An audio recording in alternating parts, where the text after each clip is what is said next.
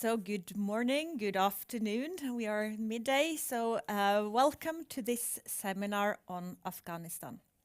My name is Kari Osland. I'm the director of the Norwegian Institute of International Affairs. And I want to start off just by saying that this seminar will be recorded for your information.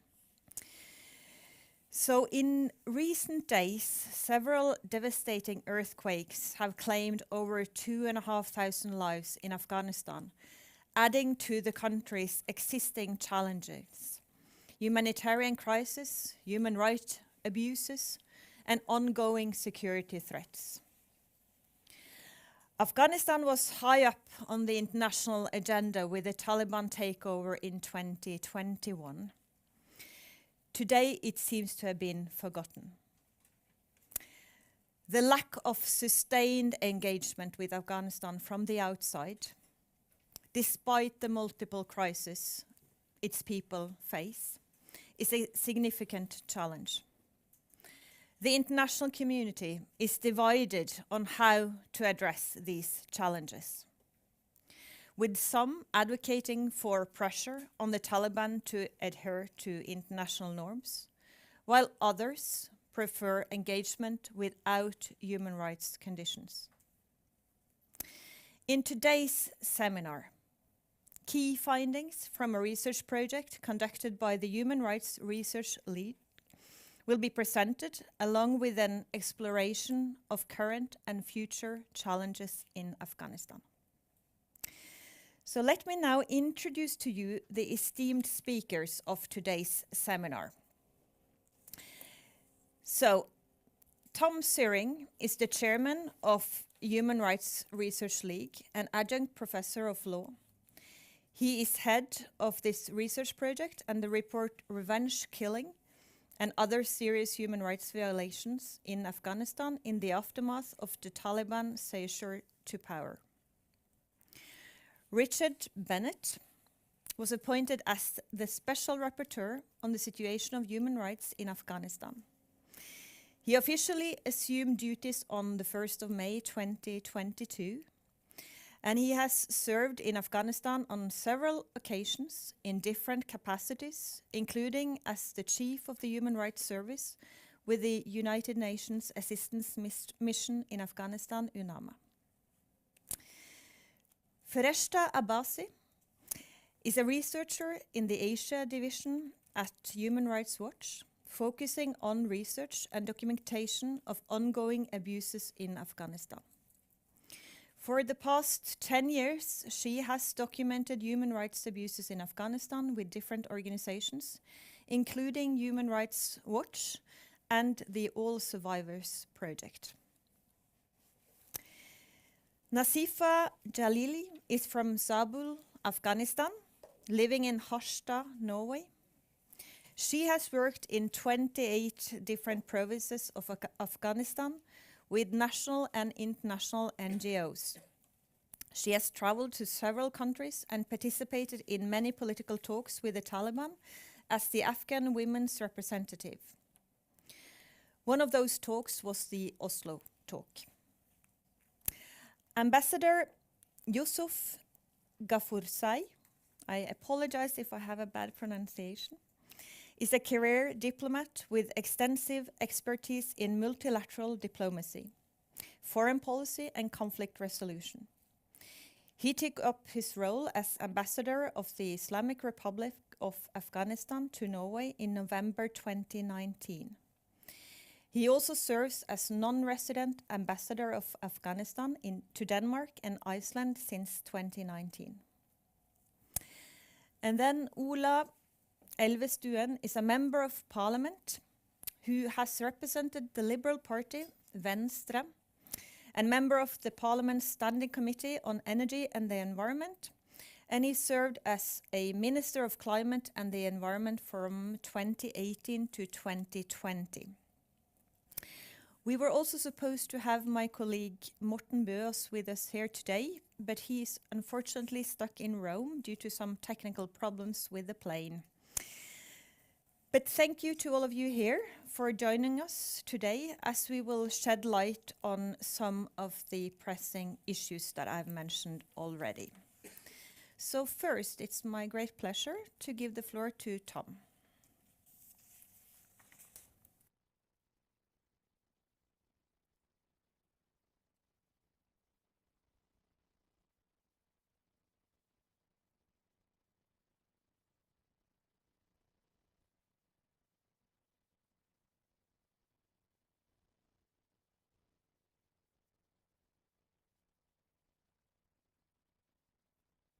Okay, then thank you very much for that introduction, and thank you all for coming here today. I try to give you a very brief outline as to what I try to say in the course of the next 20 or 25 or maximum 30 minutes. And then we hopefully will have some fruitful discussions on some of the issues touched here and many other issues that unfortunately Afghanistan faces today. First of all, I would like to say a warm thank you to Nupi for hosting us here today. And thanks are also due to the Freedom of Expression Foundation, Fritt Ord, and for the Norwegian Ministry of Foreign Affairs, who generously supported our efforts at collecting evidence and documenting human rights violations in Afghanistan. And of course, our team in Afghanistan who faced, well, as many people there, serious problems and challenges in getting to achieve their goal. And of course, more challenges than otherwise would have been in other circumstances at collecting data, because it's obviously a very touchy and sensitive issue. Before I move on to some of the project details or outlines and then some findings, I would like to say two things about who we are. So we're an independent international human rights-based organization in consultative status with the United Nations. But as I said, for this particular project, we received funding from those two sources. And Fritt Ord is the foundation that actually made this seminar and our also seminar series possible with their funding.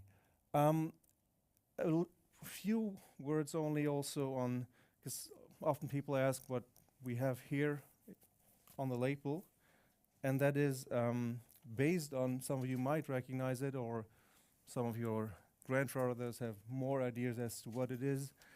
It is based on the coin that was worn by Norwegians during the war. I mean, the King Haakon had to flee the country during the Second World War, and while he was in the United Kingdom, people here would show their resistance to the Nazi regime by wearing either that coin on their label, or not least writing that on the walls or in the snow, even though that meant harsh punishment if they were caught.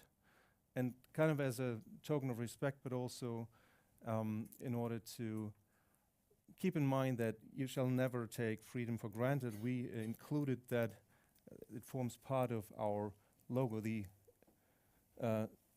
H or 7 superimposed on the H. So that's kind of where the logo is in part from.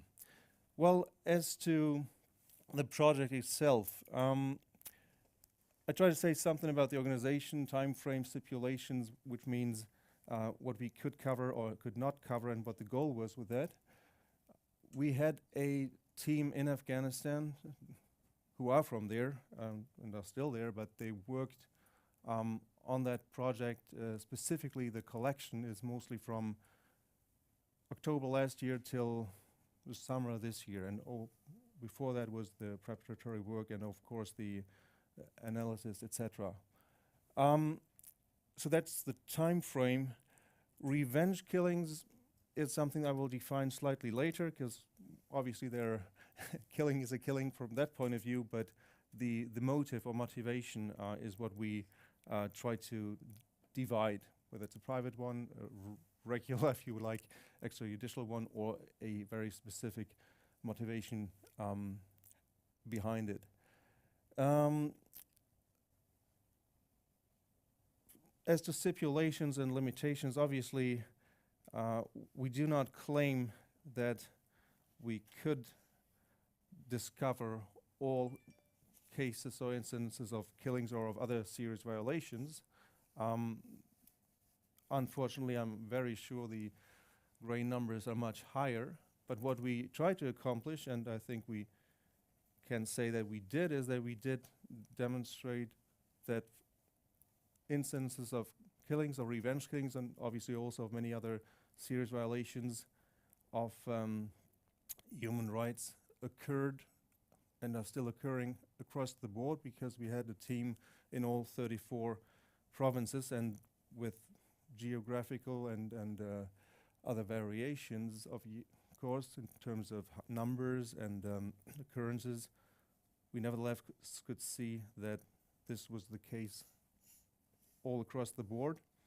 And this is also unfortunately still ongoing. So it's not just immediately after the power transition period where you could assume that there's more fighting going on and more direct or immediate revenge being taken, but also a year or even 2 years afterwards against many different groups of people, including, even though they probably, some of them were, or a lot of them were former army, by then at least they were civilians, according to international law, but still were targeted, or even their families and children and others who never had anything to do with any army or police.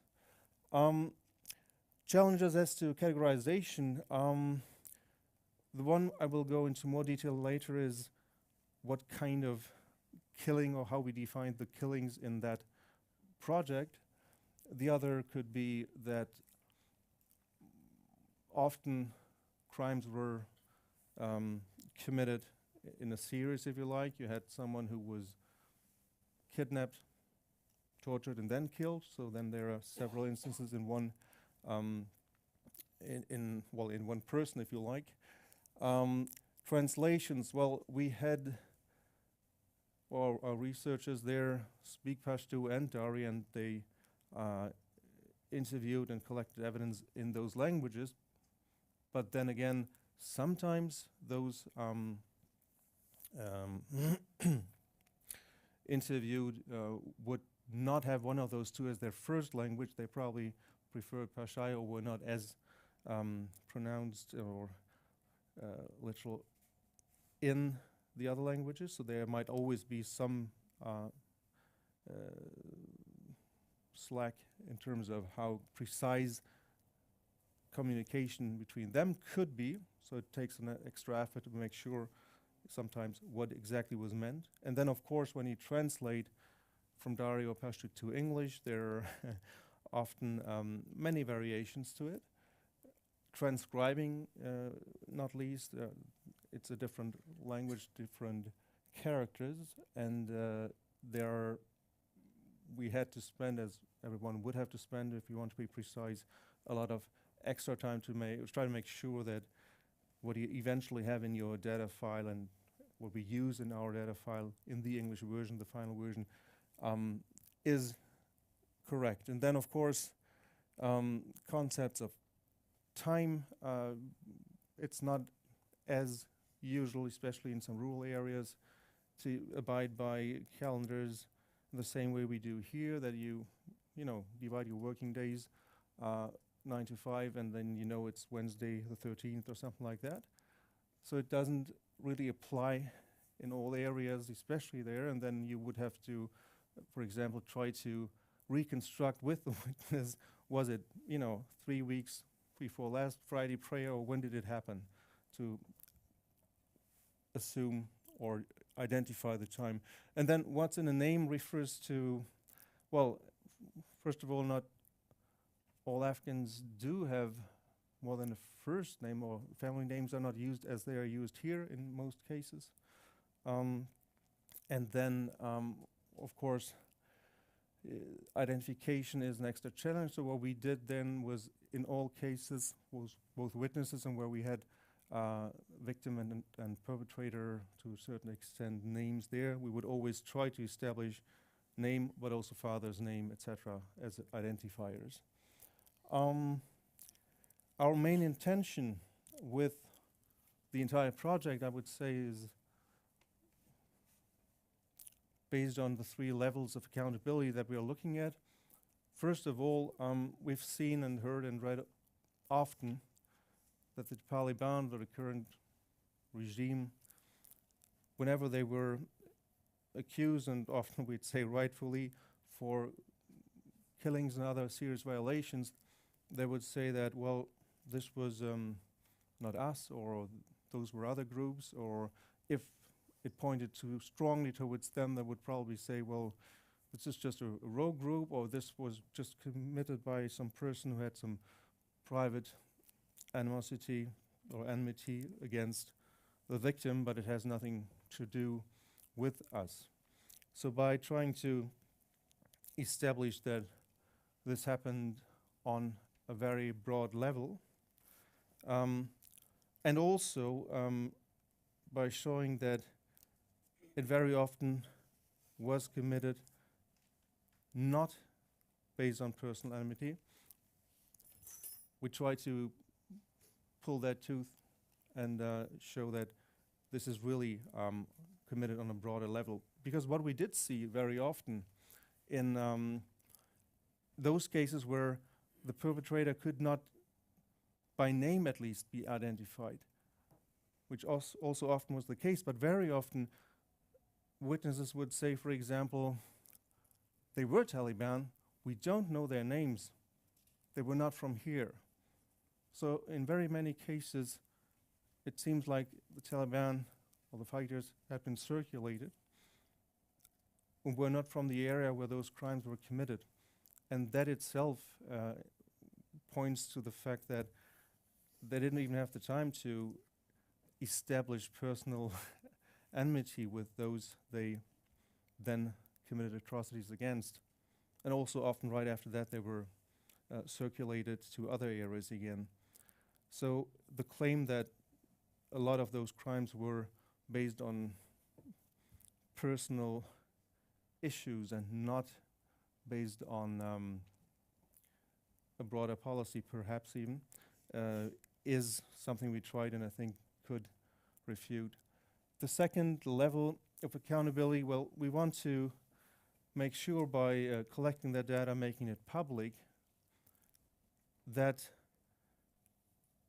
states, other states who maybe too easily and too quickly are tempted to continue with business as usual in their relations with the de facto government, would have to think twice, because when or if they do want to do, if they do business as usual, then at least it would be exposed as something that is being conducted in bad faith, because by pointing out what we and other organizations have found, one could not say that, well, we didn't know and therefore conduct business as if nothing had happened of that magnitude. And the third level of accountability we're aiming for in a very few, I guess, instances, because that's that would always be applying only to a very small number of cases anyways, is that in some cases where there are maybe some future international accountability mechanisms, whether it's the International Criminal Court or others, maybe some of the data or witnesses, etc., we had could, where applicable, contribute to those case files with extra information. If that's and where that may be possible, then we might make use of that, because obviously in the report that we will present later this month or publish later this month, there will not be victims and witnesses' names, etc. in there, but of course we have all of that in the data that is stored. But now to some of the findings, but first of all, what's in there. So revenge killings I'll define in a little while. Then we have torture, kidnapping. We focus on some cases of expulsion, enforced disappearances, extortion and sexual violence cases, etc. Extortion was not something we particularly focused on or have a lot of information on, because main focus was on killings, but also in those cases where we had extortion cases, that was based on a witness who described what happened to them, and maybe, even if they said this is the entire village or this applies to several villages, we experienced the same thing, but we were interested in collecting individual data that we could then use for victim profiles. And because of that, in such a case, we would only have one person instead of a couple of hundred probably, based on that description, because we limited it to the personally identifiable incidences. And then, yes, we differentiate between the numbers in total for the entire country, and then we have the numbers and break them down for per province, and also try to look at relative numbers, because sometimes a number, thank you, might be looking like a big number in a province like Kabul, because it is a very populous, a very highly populated province, and if you then compare it to the total number of people living there, it's maybe less prominent than otherwise. And then we collected data on ethnicity, age, gender, occupation, affiliation, association. That means sometimes it is not easy to decide, because you could have several of those. You could also have been a member of the army, but now you're something else, or your family members never had anything to do with the army, but they are associated by being, you know, wives or children of, etc. Or you could have several identifiers in that file. Sometimes you could have been a ex-police, but also now a civil society member. You could have been targeted for several issues. And then we try to see, because we need to put it somewhere, what was the main intention behind it. But obviously sometimes that could be debated, because it's a close call where it fits the best. And then we try to look into some of the combinations of the above. In total, we had 433 on the ground face-to-face interviews. And then in our findings, of course, we also had a lot of information that was directly sent to us, but that's information where we were not present ourselves. Because of that, in the statistics we then used, we only based them on whatever we had established in face-to-face interviews. And the rest, including materials that others and other organizations or UNAMA, etc., have published, then only informed the report, but will not be in the data itself. In total, then, we had, for all crimes committed, 578 individual victims. Of those, 403 killed, a few less, we come to that, we define as revenge killings, because there are also a couple of those that we then eventually decided were more based on family feuds or honor killings, and then, because of that, were not our main topic. And 770 violations in total. Again, as I said, sometimes you would be kidnapped, tortured, and then killed, and that's why that number of total violations is higher, of course, than that of individual victims. If we then look, and this should read killings, not revenge killings, I'll divide that in a little while. This is what we found in the country at large. So around 400 killings, half of that number torture, etc. And then in other serious violations, we have issues like enforced disappearances, extortion cases, etc. The gender balance for victims in total of all crimes was roughly 20%, 80%. In 1% of the cases, it was probably not specified. If we look at the total number of crimes per category, you see, for instance, on Surprisingly, Kabul, very high horde as well. If you then look at, for instance, Nuristan is relatively low, on the lower end. But as I said, when you then compare it to the actual number of inhabitants in that province, then Kabul is rather low and Nuristan is very high up there. Of course,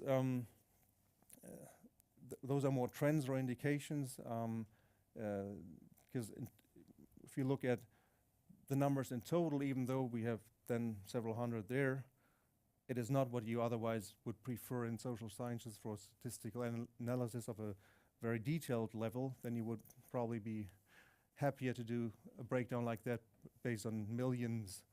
But indications they are.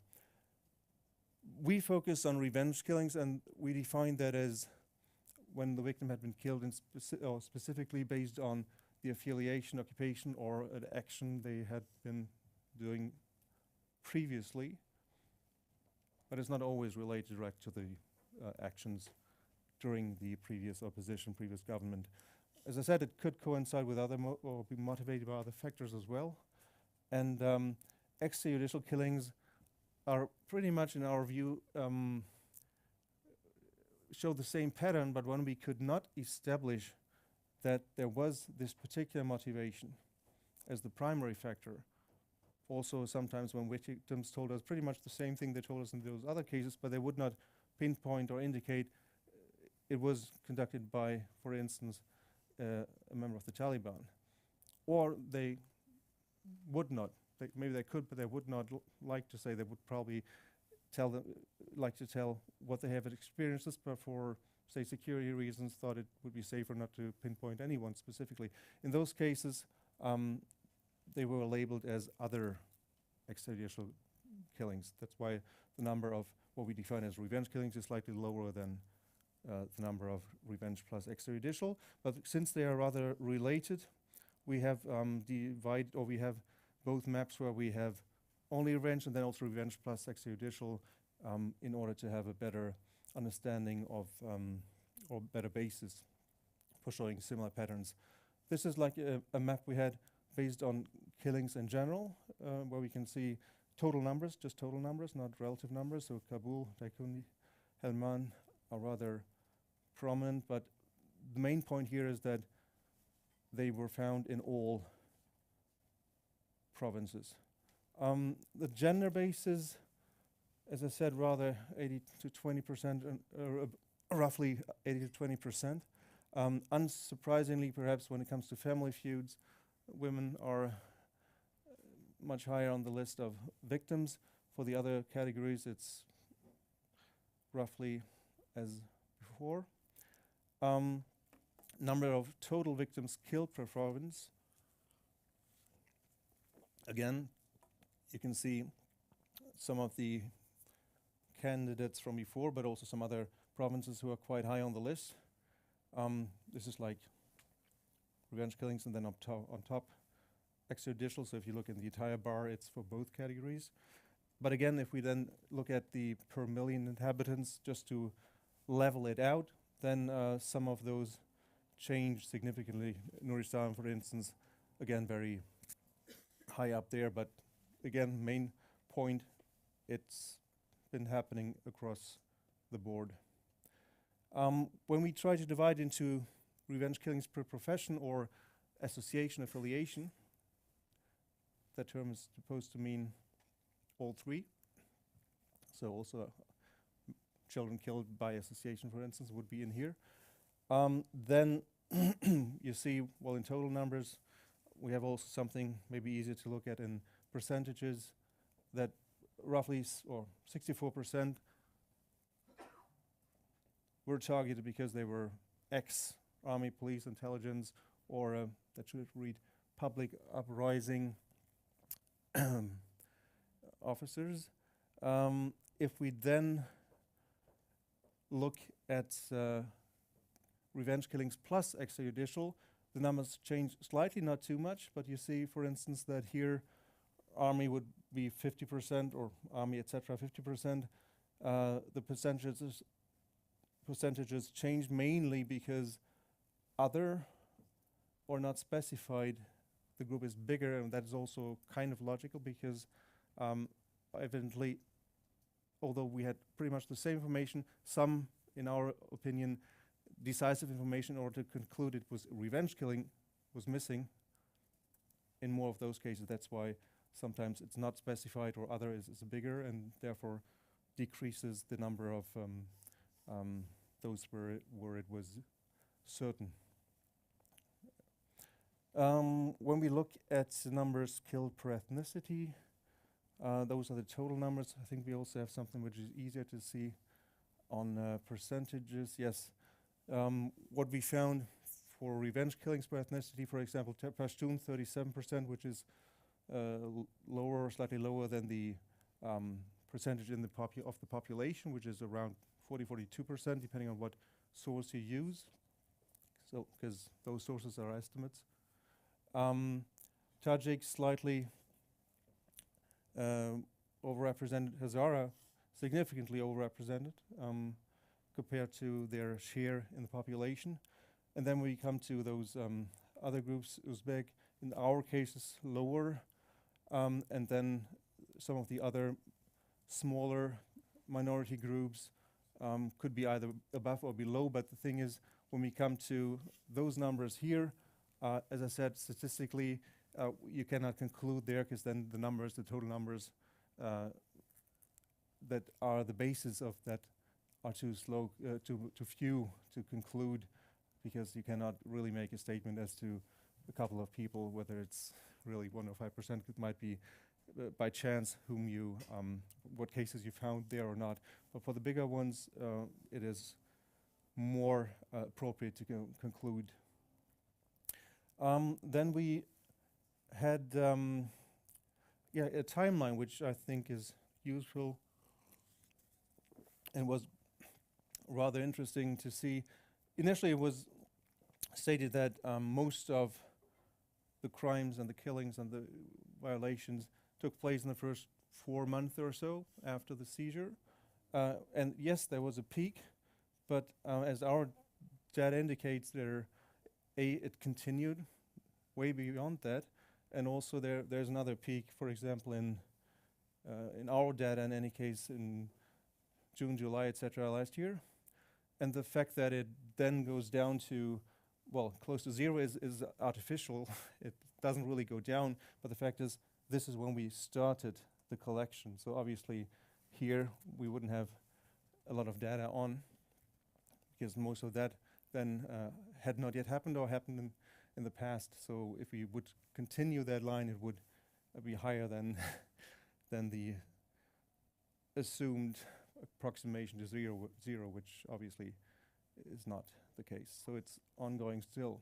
And the main takeaway to conclude for now is that what we saw was a broad pattern of revenge killings and other serious violations of human rights, not just in one province, but across the board, the entire country, not just during the so-called power transition period, but now we are more than 2 years after the seizure of power, and not just against people who were connected to the former government, army, etc., but against all, including women and children who were simply targeted by association, or human rights activists who had no connection of that kind at all, targeted for other reasons.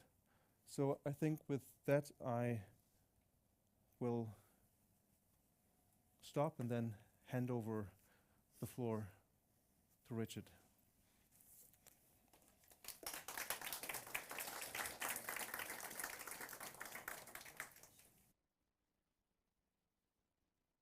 No, I don't need that. Thank you. I can hear my mic is working. Thank you very much, Tom, for that very interesting presentation. My name's Richard Bennett. I'm the UN Special Rapporteur on Human Rights in Afghanistan. I'd like to begin by thanking the organizers, the hosts, the Norwegian Institute for International Affairs. Thank you for your introduction, Carrie, and also to the Human Rights Research League for inviting me to this presentation. I'd like to greet Ambassador and other colleagues in the room. Thank you for coming. Maybe where I'd like to start is the same place that Kari started, which is that in the last few days there's been three things in Afghanistan that have been at the top of my mind, and apologies to you, Tom, but none of them have been on this. One has been the earthquake, or the series of earthquakes, and today, this morning, there was another heavy earthquake in western Afghanistan. And I would like to call on Norway and other members of the international community to support the search and rescue and the other needs, the humanitarian needs and the recovery effort. There shouldn't be any political question about this. This is a humanitarian disaster. As you said, Carrie, 2,500 people at least have lost their lives and thousands of other people have lost their homes. Winter is coming. It's cold. Food is lacking. It really needs a lot of support. And I know there are a lot of other things on the international agenda, because one of the other things on my mind, and it's not my mandate, has been the situation in Israel and Gaza, because this has also got consequences for all of us. And I'll only say in relation to Afghanistan that when conflict, when pressure, internal pressure is not properly addressed, when history is not properly addressed, at some point things may explode. And that is what we've seen with just mind-blowing violence and hateful rhetoric that really challenges us to insist on respect for international human rights law and international humanitarian law. The third thing that's been on my mind is the treatment of Afghans as migrants and refugees, particularly in neighboring countries, in Pakistan and in Iran, which we've seen taken a turn for the worse in recent weeks and days. And once again, I think this is a collective responsibility, and that the international community needs to take some responsibility, both for convincing those countries that they need to treat Afghans according to international law and with dignity, and supporting them to do so, because frankly, they have hosted a lot of Afghans over the years, and they deserve some support and credit for that, but certainly some of the recent policies are very concerning. So those were three things on my mind which were not related to the presentation, but I wanted to share them with you. And then maybe I'll make a few more general comments rather than on this report. But I do want to say to Tom and Melissa and the Human Rights Research League that this kind of work is really important work. So congratulations for what you've done so far. Keep going, and really looking forward, and thank you for the presentation, and really looking forward to seeing the final report, and thanks for sharing a draft a couple of days ago. I've read that, and I really appreciate the work that you're doing. Documenting violations of human rights is essential for advocacy, for finding the truth, for accountability, and not least for prevention. It's important to know what is happening, and especially in a society, Afghanistan is not the only society, but there are others in a society where information is increasingly hard to find and where it is contested. I'm often having conversations with members of civil society, journalists, and others. And from that, I know how challenging it is and how risky, physically included, documentations of human rights violations these days is in Afghanistan. Many of those who used to document human rights in Afghanistan have been forced to leave the country. And so thank you, Tom, for pointing out the challenges and your methodology in detail. It's very important that the ongoing collection of information is done in a way that does not jeopardize the security of anybody still in Afghanistan, either the victims or, in fact, the people who are your sources and providing information. And I know that you have worked according to an interview approach. Other organizations use that approach as well, and some use different approaches. Some are doing a lot more kind of open source work. So they're collecting information and triangulating it using a lot of technology. And that's the case. This is not only in Afghanistan. In fact, it's becoming more the exception than the rule in a number of countries.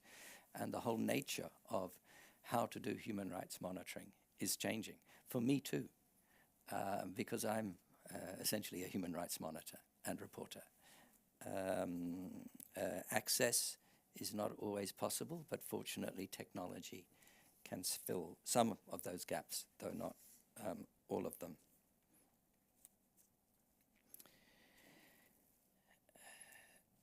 Maybe just I'll also say that that a climate of impunity has pervaded Afghanistan for decades, not just for the last 2 years, but for more than 40 years. And it's important that there is not a kind of a selective approach to this, in my view, because that would not be good, in my view, for future stability. Human rights work, transitional justice work, can end impunity and can contribute to long-term peace, but not if it's perceived that it is selective or one-sided. So in my view, it's important that all parties who were involved in the conflict in Afghanistan, directly or indirectly, are held to account. And if they're not going to be held to account independently, that they hold themselves to account. And I note, for example, that there are investigations that have taken place and prosecutions underway in a place like Australia. We read a couple of days ago that the UK has also begun inquiries into allegations of the conduct of its own soldiers in Helmand in 2011. This shouldn't be forgotten. At the same time, the ongoing violations need to be challenged and they need to be stopped. Impunity means there's no consequences for perpetrators.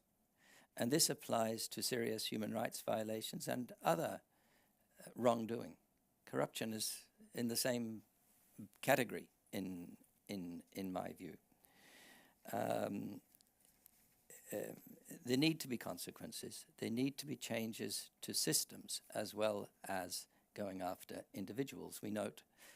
I note that the International Criminal Court resumed its investigation into Afghanistan about a year ago, November last year. And I encourage that. But I also think that it's important to not put all the eggs into one basket and not to have too many expectations in one agency. International Criminal Court is extremely important. But NGOs and other member states and other UN mechanisms, including my own and the Human Rights Council, Security Council, the General Assembly, can also make contributions. In relation to this, I do wear another hat, which is I'm a visiting professor at the Raoul Wallenberg Institute in Sweden, which is an institute, a research institute on international human rights and humanitarian law. And there's an Afghanistan program there, and during the year we've held a number of closed-door Chatham House rules roundtables.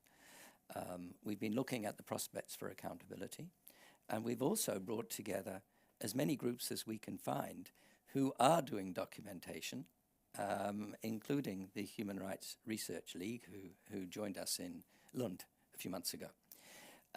So we're trying to bring together to find out who is doing what, to make a map of that, to see where there is overlap, where there are gaps, and where there is the potential for greater collaboration. Because I, on my own and my small team, I have a team of, I think, 6 or 7, 6 plus an admin support, in Geneva, plus another small team in Lund. We can't do all this on our own. And so every organization has an important role to play. And we also brought people together to discuss the kind of verification standards and ethical standards and security standards, online and offline, that are necessary. And we brought in UN experts to give some briefings and advice on this. So very, very important work that's being done. Regarding this issue of revenge killings, I would note that UNAMA also published a report last month, noting that there are about 800 cases that they have documented, and I really welcome these multiple reports because it all helps to create a picture. Not only killings, it involved also, as you said, instances of disappearances and arbitrary detention and torture. So this work is all very, very important. I would just kind of add, since especially Fereshta is here as from Human Rights Watch, that Human Rights Watch has also done work and continues to do very important work monitoring and reporting in this area. And one report I can remember, which is actually quite soon after August 2021, was involved in the finding of many bodies in a canal in Nangarhar. And there are different views about this. There were, I can't remember how many, around 200 I think, was more than 100. The Taliban explained, I think, that these were ISIS fighters. On the other hand, there are communities who say, well, not really. They might be just people who were anti the Taliban. And so what is needed is to really dig down into these cases at a very nuanced level, to really figure out exactly what happened. And that's why I think the case studies, Tom, are really important, and really looking to see these coming out in your report to give the kind of deeper analysis. Another case which doesn't get reported much is that in the south, amongst you know, often it's assumed that the Taliban are Pashtun, and they're not all Pashtun, actually. They're Taliban.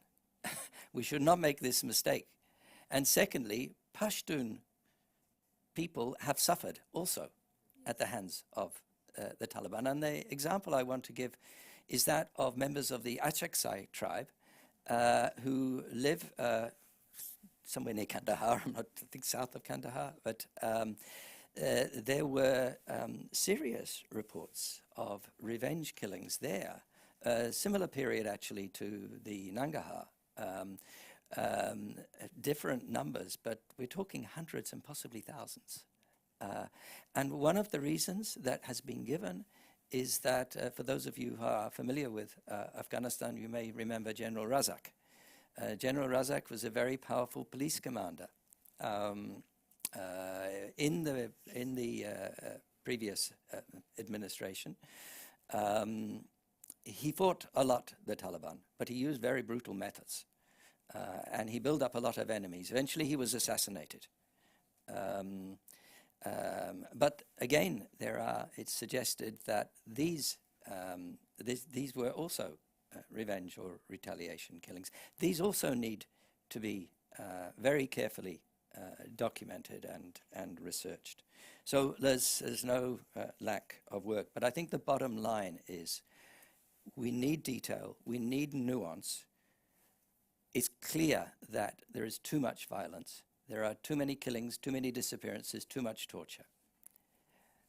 But there's one thing I just want to mention, which is that is kind of standing against this that I think needs to be thought about a bit more, and Tom mentioned it at the beginning, is the general amnesty that was announced by Mullah Hibatullah, again, quite soon after the Taliban took over. Now, it's been repeated several times. It's insisted on by very high levels of the Taliban. And I think we need to be careful not to dismiss it too quickly. I do think, Tom, the work that the Research League is doing is absolutely essential, and this analysis where you brought out that there are killings in all the provinces, and that there's also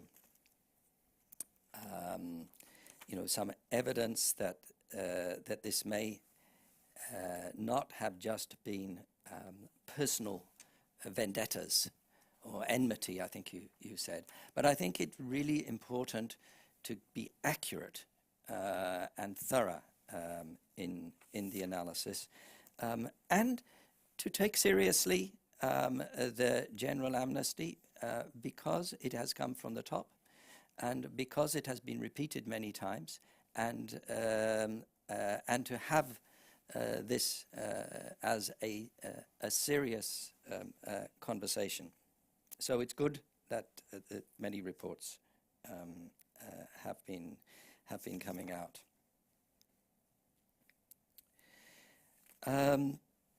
I'll stay with the theme of accountability rather than talking generally about my mandate, because I don't want to speak for too long.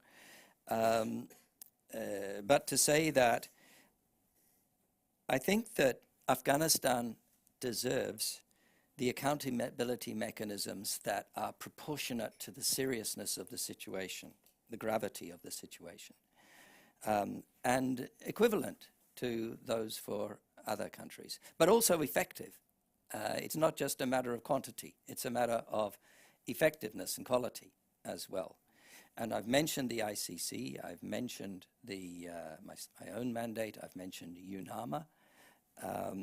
There are also, as I mentioned, national jurisdictions undertaking their own investigations. There's the possibility of universal jurisdiction, that is, different countries applying international criminal law in their own jurisdictions against Afghans, which could be from any period.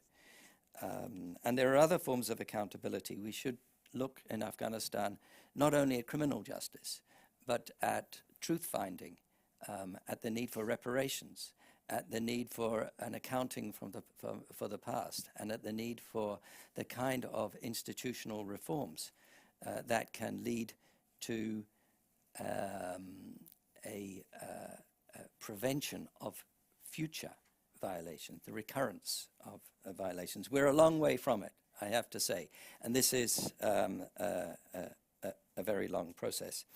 There's a draft resolution currently before the Human Rights Council that's probably maybe adopted in the next few days, maybe even today, I'm not sure, but before Friday, I think, because that's when the council session finishes on Afghanistan. If it goes through, it will extend my own mandate.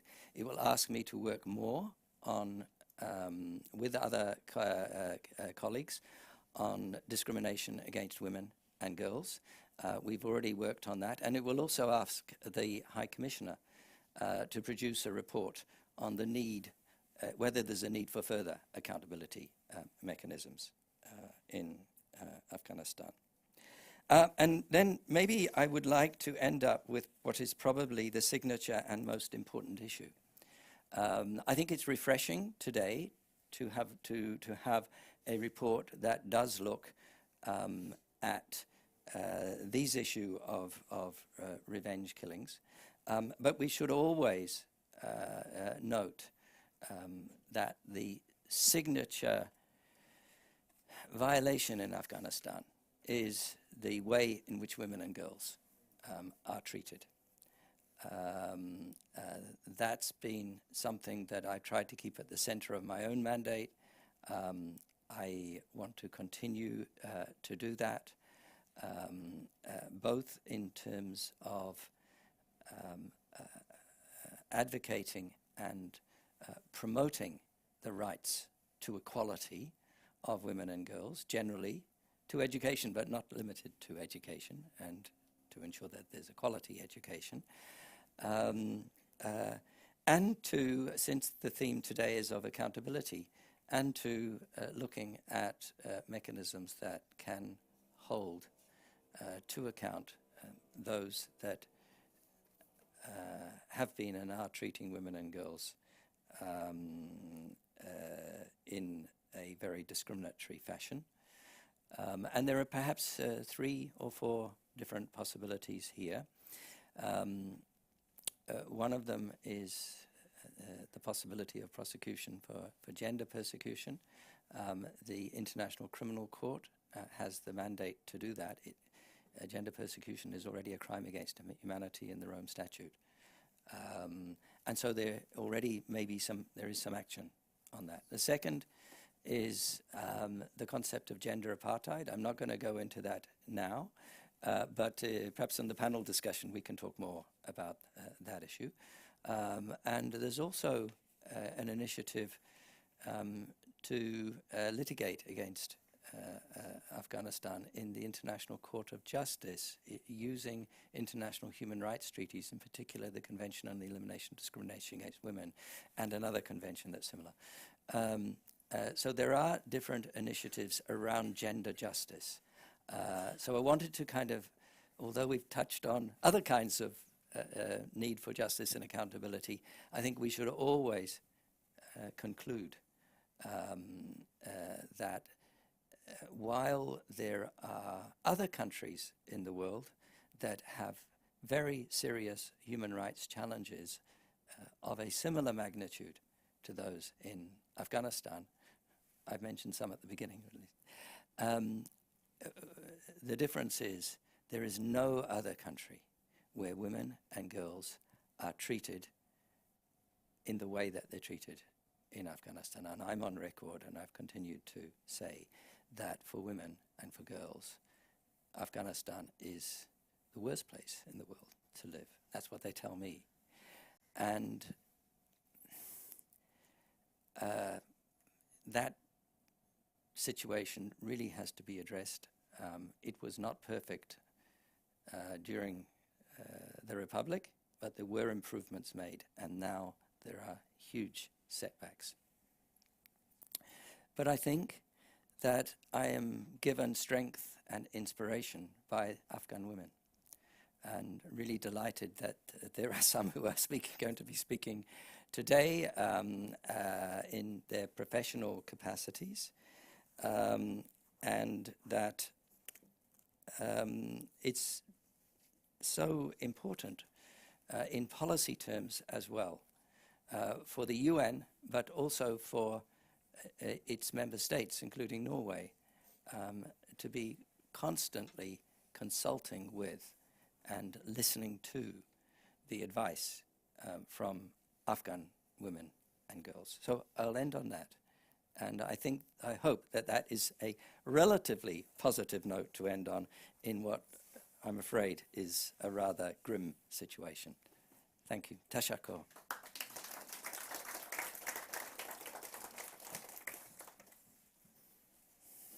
This way is better.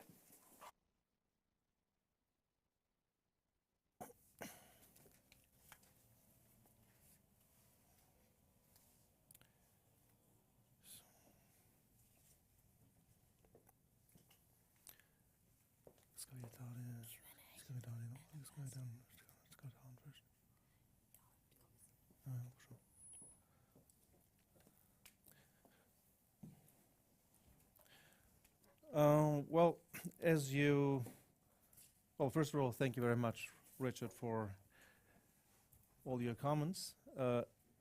Some of that, is it on, by the way? Yeah, and some of that we surely can discuss in the ensuing roundtable. The question now is we can have a few questions and answers now before His Excellency Abbasi will speak to us, or we can do it in one piece. So I think maybe it is more consistent to first have all the speeches and then commentaries and then proceed with some Q&As before we then open the next roundtable.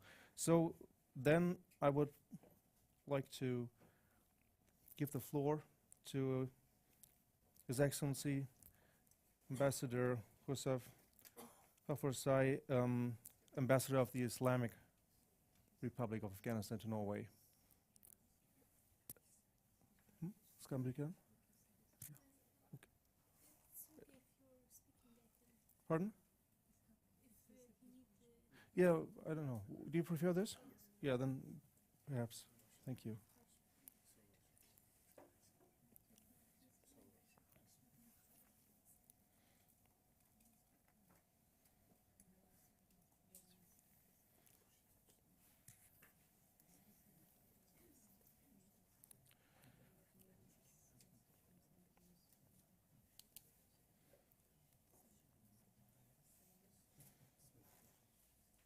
Yes, and we'll speak on the situation in Afghanistan, and then we will have Q&As and continue with a roundtable. Thank you.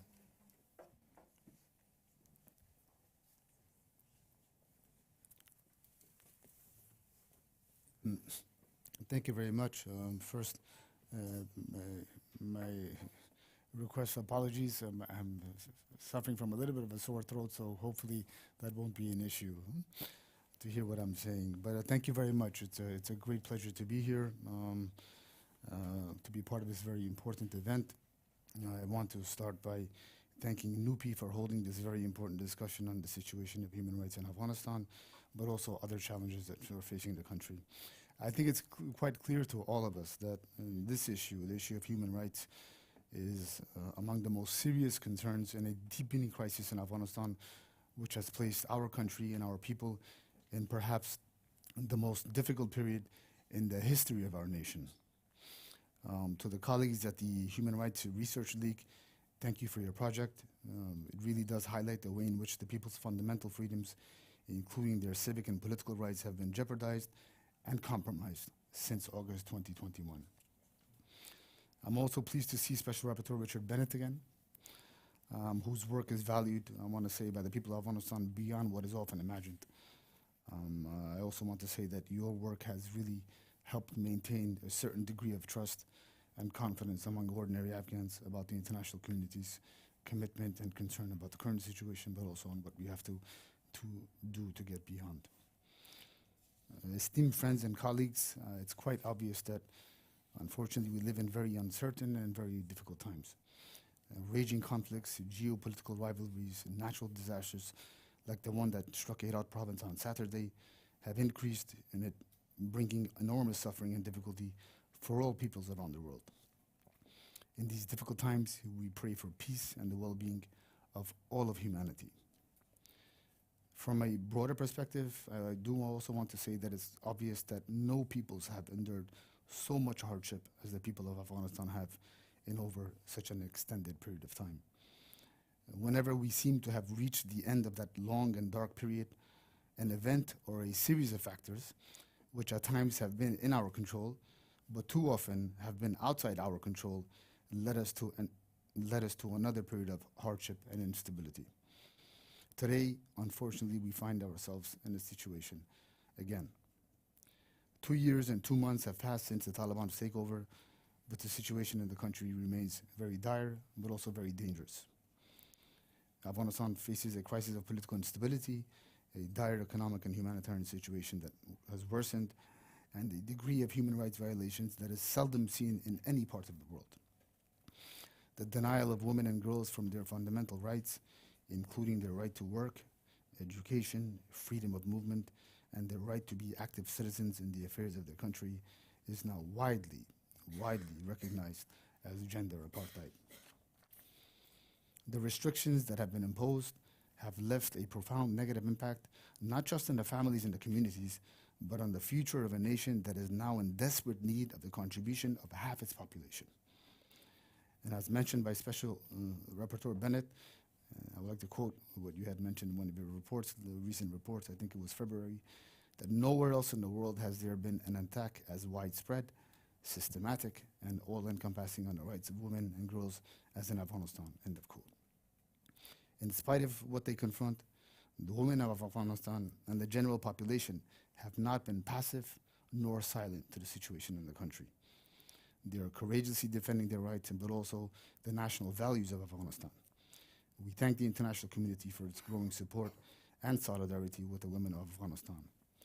And as we may know, this strong degree of support was again reflected last month during on the margins of the 78th session of the UNGA, when there were 2 important meetings held on the plight of Afghan women. I also want to thank Norway and all countries that have consistently supported the rights of Afghan women, but also efforts for real peace in Afghanistan. Esteemed friends, today's discussion also highlights the serious human rights violations that have been committed against former government officials, including former security forces. As mentioned during the presentation of the report, these violations have occurred in all 34 provinces and have included extrajudicial killings, arbitrary detentions, torture, and ill treatment. I also want to say that the importance of ending human rights violations and ensuring accountability goes far beyond what we often imagine. Ending these violations and ensuring accountability is also needed to achieve peace and stability, and this still is an objective to which all Afghans and the international community still seek to achieve. I say this not in the form of a cliche, but something that holds true and has real meaning. Because the more violations committed and the less accountability for these crimes, the more difficult the task of securing peace will become down the road. We all know that achieving peace in all settings, especially in conflict and post-conflict settings, requires overcoming grievances, building trust between communities, and being able to let go of the past for a future that's built on national trust and national unity. The people of Afghanistan demonstrated their commitment to look beyond the past during peace efforts before the Taliban's takeover. And they remain willing to do so today should the Taliban be serious about adhering to their demands and their needs. The way forward.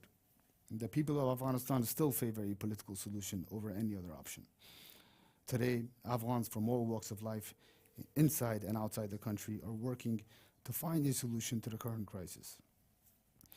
A new generation of political activists, including women, have been at the center of this effort, which is gaining momentum but requires support. And as Special Rapporteur Bennett mentioned today, we have some examples of our 2 active colleagues and activists present here in today's discussion. We recognize that securing the future of our nation is a responsibility that lies with us.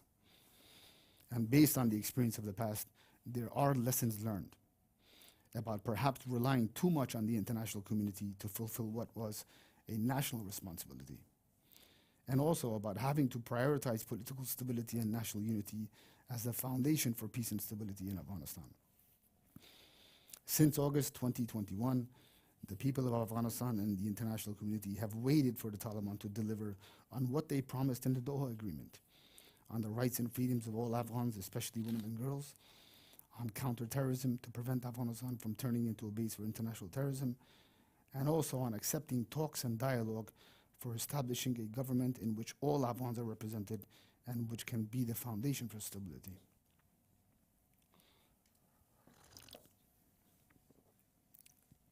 But unfortunately, the current situation as we see it is dire but also dangerous. First and foremost for Afghanistan, but not only for Afghanistan. It is on this basis that we have urged the international community to adopt a new approach. First, adjustments are needed in the nature of the international community's engagement with the Taliban. Thus far, discussions with the Taliban have mainly centered on reversing policies and decrees on human rights abuses, especially of women and girls. While these issues are important, the message being conveyed to the Taliban should expand and broaden. There needs to be more emphasis on the Taliban having to accept a national dialogue to address the main aspect of the crisis in Afghanistan, which is political. Second, time and experience has shown that dialogue and engagement with the Taliban alone has not led to desired results. As I mentioned earlier, there's now a significant increase in political activity by a very wide spectrum of political activists and forces for a solution to the crisis. Civil society, women's groups, and the new generation of political figures. Yes, coordination and convergence of views among these groups on developing a common political platform has been a challenge, but that is changing. There's now increased recognition among various political actors that convergence is needed to form a national unity agenda. We believe the international community should increase engagement with democratic forces to seek their views on the way forward, support their mobilization, and to incentivize willingness by the Taliban to accept dialogue and talks for a permanent solution. On that note, I also want to take the opportunity to commend your efforts, Special Rapporteur, in maintaining strong contact and outreach with different segments of society inside and outside Afghanistan on your mandate. This is well recognized by all. I think this sort of engagement with non-Taliban figures can be a first step in pave the way for a post-status quo scenario that leads to a real peace in a united Afghanistan. This engagement will help address a narrative which the Taliban have so far propagated of there being no other side to engage with. 2, it will help convey a message to the Taliban that they can be part of the solution, but not the solution alone. 3, it will help prepare the groundwork for potential and future negotiations when the time comes. 4, and most importantly, it will help place the people at the center of all peace-building efforts. Third, we believe the international community should prioritize starting a political process under UN supervision for intra-Afghan negotiations.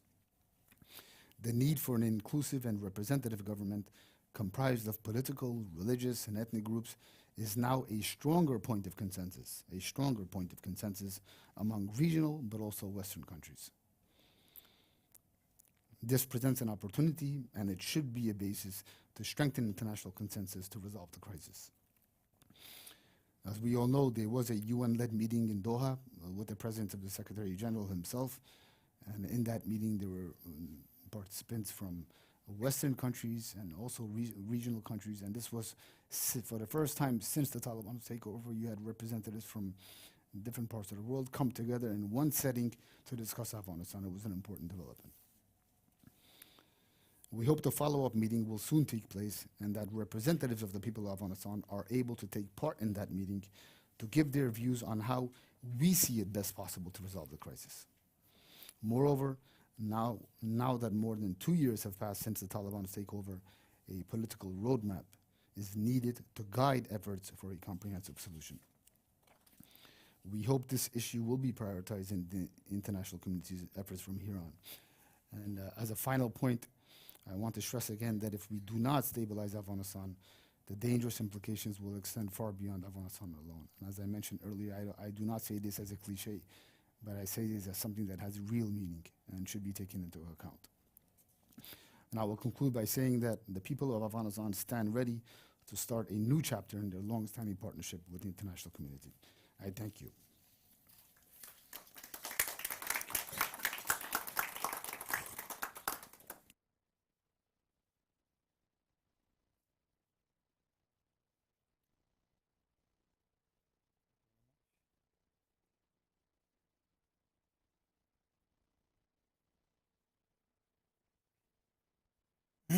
As you may have seen, we had to had a slight change on the program because Martin Börs was, well, I believe his plane faced off with one of the original climate activists.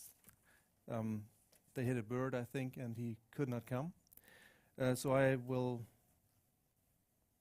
step in for him just for moderating the panel that's coming up now. Lucky for us, Nazifa agreed kindly also to be part of the first, not just the last panel. And I think we can already now ask the panel to take place, and then we will have a few opportunities to pose a couple of questions to Richard or to the report, but we will also have the opportunity during or in connection with the roundtable. But I would please already ask Fereshta to get seated, Richard to get seated, and Nazifa. And or why don't I take one of those? So wherever you want to sit. Or can you probably sit here? Okay. Do you want to sit here? Yeah.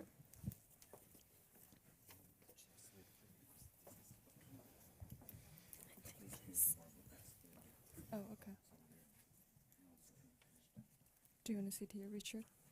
Or you want me? There? Okay.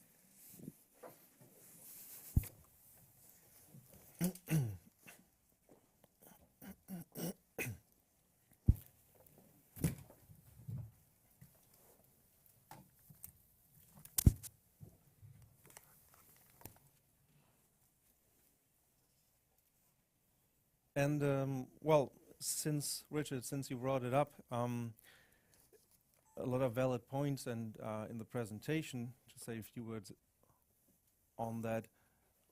Obviously, we'll limit it, and there was limited time to say much about all of the background and other sources, etc., but it will be in the report. You mentioned, for instance, UNAMA in August writing about 800 plus and minus cases. I think about among the 1,000 they had, and that's a valid point, there were about 750 pertaining to people killed by improvised explosive devices also, and unexploded ordnances, other remnants of war, etc. And those killed quite indiscriminately. Also often children are affected by that because they try to think it's a toy, they will play with it, and then are killed. And in any case, apart from the fact that we in the report only included those directly that we spoke to directly or had witnesses on directly, the other reason is that if it's indiscriminately, it's hard to establish what the motivation was, because anyone could walk on a mine, for instance. But it's, yeah, very important information nevertheless. And as you said, all sources, all organizations, and international organizations should contribute to getting the full picture.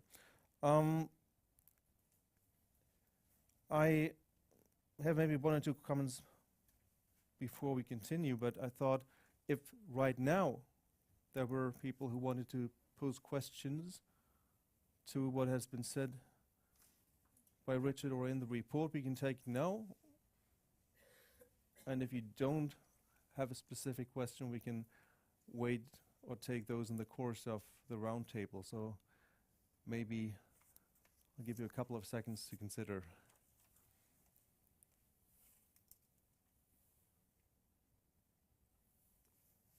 Then we move on.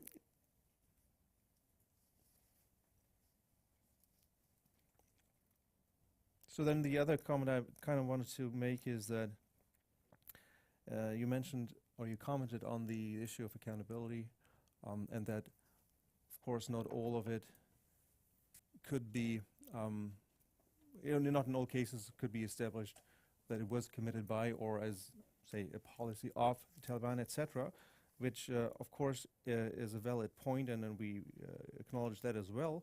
But we also would have to say that irrespective of how often you, as a or the highest leader of the de facto regime, state that, well, there's a general amnesty, but if it's not, if people don't abide by it,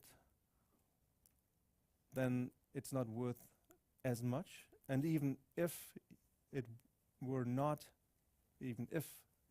coming from the top, it is still, by now that you are the de facto government, taking place under your watch, and it is at the very least thus your responsibility as a de facto government. And the last point I wanted to make, and I think that leads also over to some of the challenges we're talking about in our panel now, you mentioned the necessity of also looking back and not just crimes committed as of August 15, 2021, which is the starting point for what we collected now. But I fully agree that looking at all crimes committed, past and future, would be necessary, as I hope also the ICC, etc., will do, because otherwise, even though it's in the long-term future, unfortunately, but otherwise anything similar to peace or reconciliation will not be taking place. But luckily, some, although quite few still, international processes and also national cases based on universal jurisdiction are taking place, and that's probably interesting to hear as well. Among several cases I could mention, there was one before the German Federal Court of Justice, actually involving an by then ex-army soldier of the previous government. So crimes have been committed and have been prosecuted, although not on a high level yet, also of past abuses. And we should see more of that on both sides of the timeline to have any chance of at some point, hopefully, having future peace. What I wanted to focus on, and whatever you want to add as topics, you're free to do, is the humanitarian crisis. That is also one of the major challenges, I think. More than last estimates of OCHA, the UN Office for the Coordination of Humanitarian Affairs, speaks about 28-point-something million people in dire need of humanitarian aid, and of a population of 40-something million. That's an extremely high number. And at the same time, the funding for, well, that applies to all, unfortunately, UN missions, but especially the Afghanistan mission is significantly underfunded, to put it mildly. You can put the numbers there yourself. So I wanted to maybe, in the first round, ask you whether you want to speak more on humanitarian challenges as opposed to the, say, legal challenges, which we can address later. Well, maybe start. I think it would be great to start with Fereshta and Lisa. Yeah. Well, I mean, I posed the question to everyone, but who wants to start with that? And then as far as women's rights are concerned, which obviously is a huge problem, I thought we could hear primarily from Nazifa, as she has been working on those issues in the country until quite recently and is continuing her struggle in human rights work with her own organization now from outside, but also obviously coordinating inside. So I would like to hear more on that, and maybe you could introduce us to what you have done in the country, what you're doing now, what your organization is doing. Okay. And then we can also talk about the gender persecution and other issues, or whether the apartheid term should come into play, and what we look at the process there, whether it's beneficial or not, etc. So maybe you start on this side then with Nazifa, and please tell us whatever you know about the struggles of women's rights. Thank you. Bismillahirrahmanirrahim. Thanks to Human Rights Research League for inviting me to this crucial session. And Mr. Ambassador, I am really honored to see you, Mr. Richard and Fereshta John, Tom, Melissa, and some of our other colleagues. It's really nice to see you again. Today, I don't want to talk about the situation of women in Afghanistan.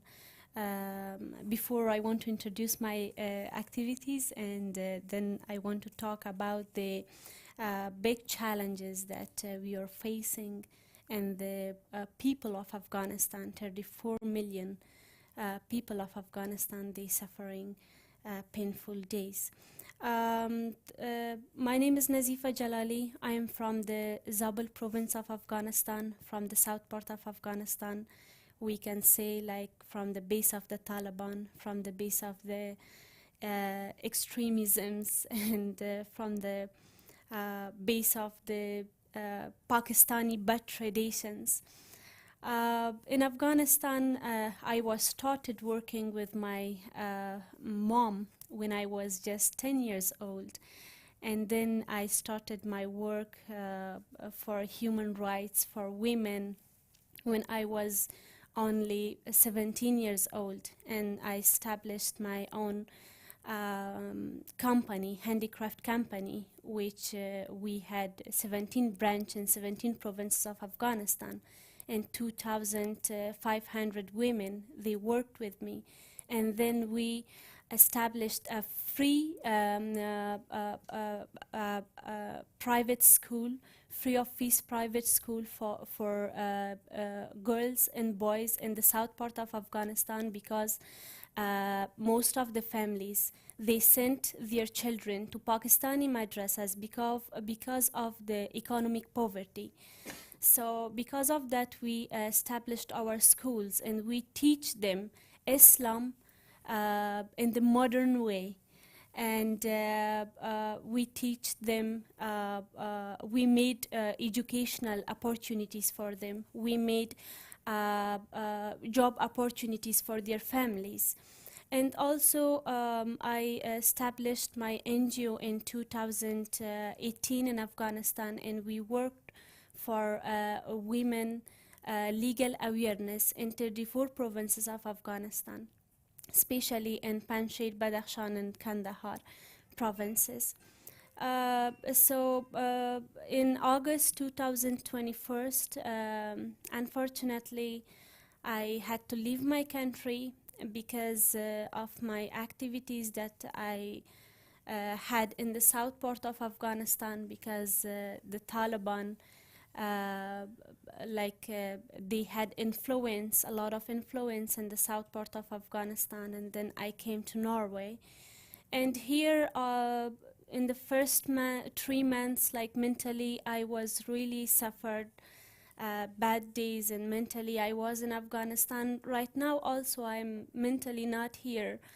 Physically I'm here, but mentally I'm in my country. But we didn't lose our hope, and we established some committees, male and female ulamas and tribal elder committees, because most of the people of Afghanistan, they have trust on these type of people and groups. That's why we are now working with them. And as all of you know, Afghanistan is one of the countries that there is no any governmental and non-governmental organizations to defend the women's rights and to solve the legal violence cases of women. So through these groups, we are trying to find the way to continue our activities for the women of Afghanistan, and especially for the children that they are suffering bad and painful days right now. Also, we established a network by the name of HRD Plus, Human Rights Defenders Plus, in Geneva, and we are working for human rights defenders inside and outside the country. And also I have registered my own organization in Norway, and we made some online educational trainings for our sisters inside the country. And also we are working with the new generation of Afghanistan, because our only hope is the new generation of Afghanistan. And also about the challenges, I know all of you know what's happening in Afghanistan, and Richard made a very comprehensive report about the situation of human rights in Afghanistan and the situation of women in Afghanistan. But the most important thing that maybe no one realizes is the spread of Taliban extremism, which is extremely dangerous for the whole world, because they created madrasas, Talibani madrasas, in whole Afghanistan, especially in the south part of Afghanistan. And they teach in these madrasas only extremism, suicide, and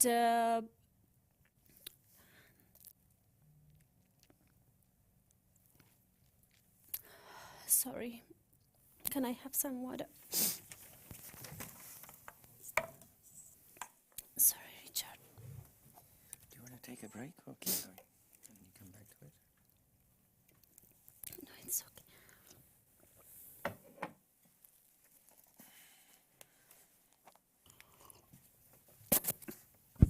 Really sorry.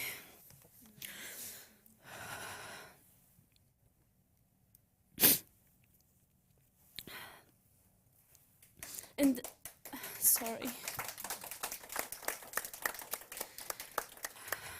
I'm really sorry. I'm really emotional person, but I'm trying to do my best for my people, and especially for the women of Afghanistan. So the most important issue is the extremism in Afghanistan. And it's not only danger for the new generation of Afghanistan and for the people of Afghanistan. It's really danger for the whole world. And the day its roots reach the world, then everyone will realize that the fact they did not faithfully not only to the Afghan new generation, but to their own generation. And that day, the new generation of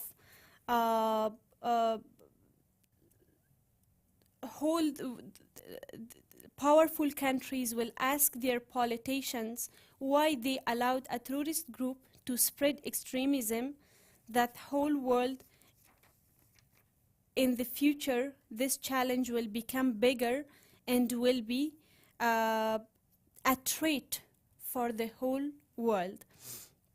And the other big challenge that we are facing with is systematic exclusion of women from the political participation and the right to work. Like in Afghanistan, I'm in contact with my colleagues that they are working in Kabul. The Taliban, they registered more than 700 NGOs with the Ministry of Economic, and they remove more than, I think, 200 55 NGOs, women NGOs, even my NGO. But I get my lessons again. But I'm not like indirectly. I'm leading everything in Afghanistan. But in Afghanistan, our male colleagues, they are working in the ground. So, on the other hand, the international community in some powerful countries, they are trying to normalize the Talibani activities. They want to advocate for the Taliban. Like, they don't want to put pressure on the Taliban. So these are the big challenges. And about the girls' schools and about the girls' education, everyone knows about the extrajudicial killings. Everyone knows, like in 34 provinces of Afghanistan, it's really happening. It's not a matter that they are Pashtun, Tajik, Hazara, our former armies, our former soldiers. They beat it by the Taliban, they arrested by the Taliban. Even our own colleagues, our 12 colleagues, they arrested by the Taliban last year. And even 12 female police officers, they arrested by the Taliban last year. And we tried to release them from the Taliban's jail. So everything is happening in Afghanistan, and I'm really sorry again for, I think I made all of you upset. I'm sorry. Thank you.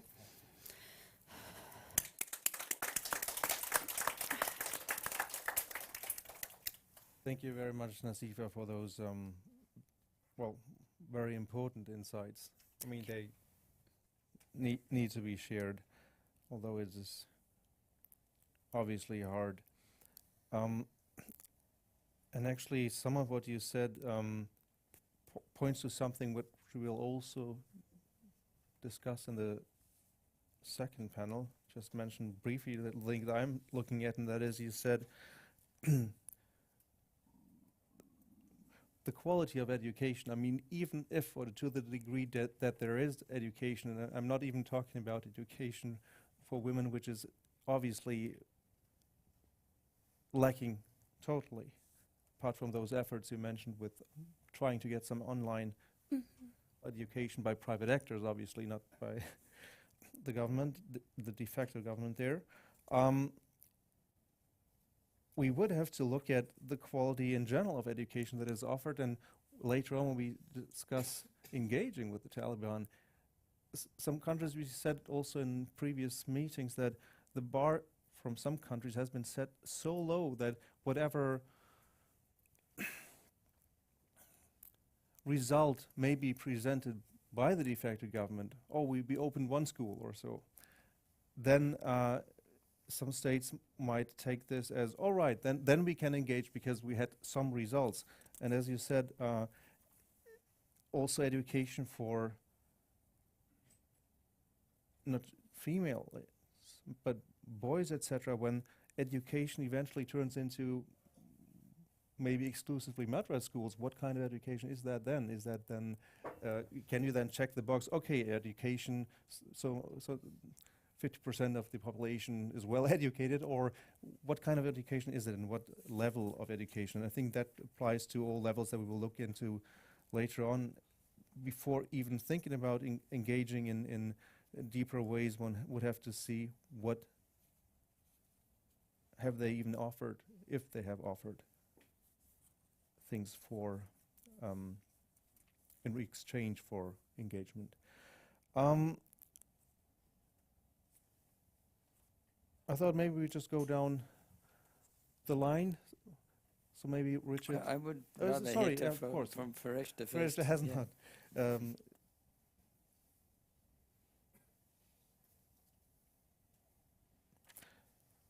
Then I'll leave it to you whether you want to comment first on what we at some point need to address as well, what Richard mentioned. I just also wanted to the make part, or whether you want to address your own issues. It's you're free to do so as well. Thanks so much, Please do Tom. so. I just wanted to make a few comments because I was following the conversation along the panel. I mean, first of all, congratulations on your report. It's a very important step. Documentation remains crucial, but very difficult at this point in Afghanistan. We spoke about the UNAMOR report that has documented the extrajudiciary killings of hundreds of former security officers in Afghanistan. Not only extrajudiciary killings, but also torture, arbitrary detention, and forced disappearances. Richard also touched on our report that we published last year about the hundreds of bodies who've found in a canal in Nangarhar province of Afghanistan, as well as Konar. Those were the people who were being accused of being either ISIS members or those who are supporting ISIS. We have also documented the collective punishment that happened in the case of Panjshir. People have also been summarily executed in Panjshir province of Afghanistan for being either part of the NRF, National Resistance Front, or a supporter of NRF. One of the things I wanted to mention here was because there is this argument that Afghanistan at least has become safer. So at least it's more secure right now. I wanted also to remind all of us that Taliban were not the only group who was operating. ISKP, which is the Islamic State's affiliate in Afghanistan, ISIS is also operating, and we have also documented that since August 15, at least they have claimed more than 20 attacks, which has killed and injured more than Hazara people, a religious minority, including Hazara and Shia minorities, as well as the Sikh community in Afghanistan. And you may also have heard that most of the Hindus left because there was no religious freedom under the Taliban rule. I very much echo with what Nazifa said. Taliban are extremist, and they have a very extreme definition of Islam that they are trying to implement in the country. On accountability, one of the things that I also wanted to remind all of us is that we need to look into accountability in Afghanistan for all crimes at all times by all parties. The culture of impunity in Afghanistan has been ongoing for decades now, and that's one of the reasons that we are seeing what is happening there. But to add to that, we need to also remind ourselves that Afghanistan as a state has responsibilities. So it's not as if the Taliban are not a recognized government, they're the de facto authorities, but the wars of law is still applicable. The international treaties and convention, the international human rights sources that Afghanistan has signed as a state is still bound, and they have the responsibility to make sure that these treaties are being observed. So, for instance, when we're speaking of this systematic harassment and discrimination of women in Afghanistan, we also need to remind ourselves that Afghanistan is a party to the CEDAW, the Convention on Prohibition of Any Forms of Discrimination Against Women, and that's one of the possibilities that the Taliban or Afghanistan as a state could be brought to the International Court of Justice for the breach of CEDAW. We've also documented that the current systematic discrimination in Afghanistan is crimes against humanity of gender persecution, which is under the jurisdiction of the ICC, the International Criminal Court, which has resumed its investigation since last October. But they have, with a focus on the Taliban and ISKP crimes only, and they have deprioritized any other violations for now. On the humanitarian crisis, the UN recent statistics in Afghanistan says that 28.8 million people are suffering and are going to be facing food insecurity by the end of this year. And the UN humanitarian response plan for 2023 is only funded by less than 25%. So, which means that more than 75% of this plan is currently underfunded. This includes 5 million children that are malnourished in different provinces of Afghanistan. I have personally spoken to people in different provinces. Last year I spoke to a family in Ghor province who told me that they have lost their 5-year-old child because of malnutrition. And I do speak to people especially in the southern province of Afghanistan that are telling me that their whole life is dependent on aid. So this is something that we need to consider, and we need to know that the humanitarian crisis is happening in parallel to all these violations that is happening. I also would like to recognize that Afghanistan is one of the worst humanitarian crises in the world. It's a surprise that we don't speak about it anymore. In 2023, people are dying out of hunger in this country. It's also a unique human rights crisis with all the extrajudiciary killing happening, with the torture of the former government employees, human rights activists, women's rights activists. We have also documented the torture and abuse of the female protesters last year in the country, as well as a unique women's rights crisis. This is something that is happening very systematically in the country. Women do not have the right to education, no right to work. But on that note, let's be mindful, because one of the arguments that is usually being met, and I'm observing, is that women need to work because the country's economy is collapsing. I would like to end it with the fact that women should work because it's their right, even if the country's economy is doing fine. Thank you.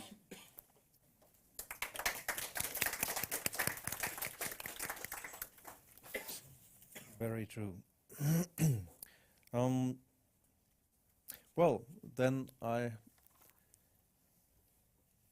hand it over to you, Richard, for your comments or input that you want to focus on, and then we can take another round of... Yeah, I don't really want to say much more, because I think that, I spoke earlier, but also Nazifa and Fereshta have provided us with a lot of information. What I think would be useful is to start looking forward. And I was I wanted to note that Ambassador Gafozai, he in his remarks mentioned that, of course, we need to continue the calls for better respect for human rights, and especially rights of women, and continue the humanitarian calls too. But at the same time, he mentioned new approaches. I think that I have some more questions, which is why is international policy on Afghanistan so unclear? Why is it so muddled and confusing?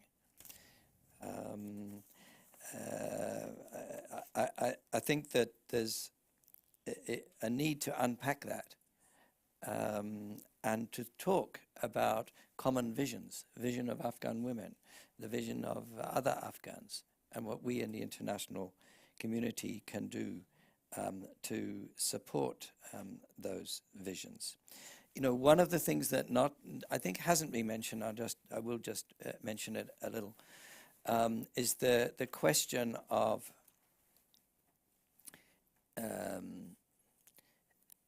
normalization and engagement. Indeed, Norway has been criticized for going too far in this direction. I don't think when I'm meeting with Afghans, not many, a few, but not many are saying there should be no dialogue or no engagement. It's more that the type of engagement, the type of dialogue needs to be in a way that does not strengthen the Taliban. And we need to remember that the constituency of the Taliban speaks to is not necessarily the international constituency. When international delegations go and meet them and have their photos taken, and often without women in the picture as well, it's not necessarily the internationals that are getting those photos. That's not really the point. Is that it's the Taliban is feeding off that. It's seeing that it is able to present itself to its own Afghan constituency as being accepted, as being an important player. And so I think it's not about dialogue or engagement per se, it's about how it's done in ways that doesn't entrench. And in my view, and I say regularly, I am for dialogue, but the dialogue needs to put rights at the center of it. It needs every conversation. It doesn't matter if you're talking about trade, for example. Still, it should be a discussion that puts rights at the center. I also sometimes say, that I feel that the Taliban de facto authorities say that they're not given any credit for their achievements, and they talk about security that's being critiqued here. They talk about corruption. They talk about the fact that they have managed their economy better than many expected. And my response to that is to say, well, if you're making achievements, that's good for you. But that is undermined by your treatment of women and girls. None of it counts, really, unless you also address human rights and equality issues, and also undermined by the other human rights violations that have been pointed out in terms of things like killings and disappearances and torture. None of this is in any way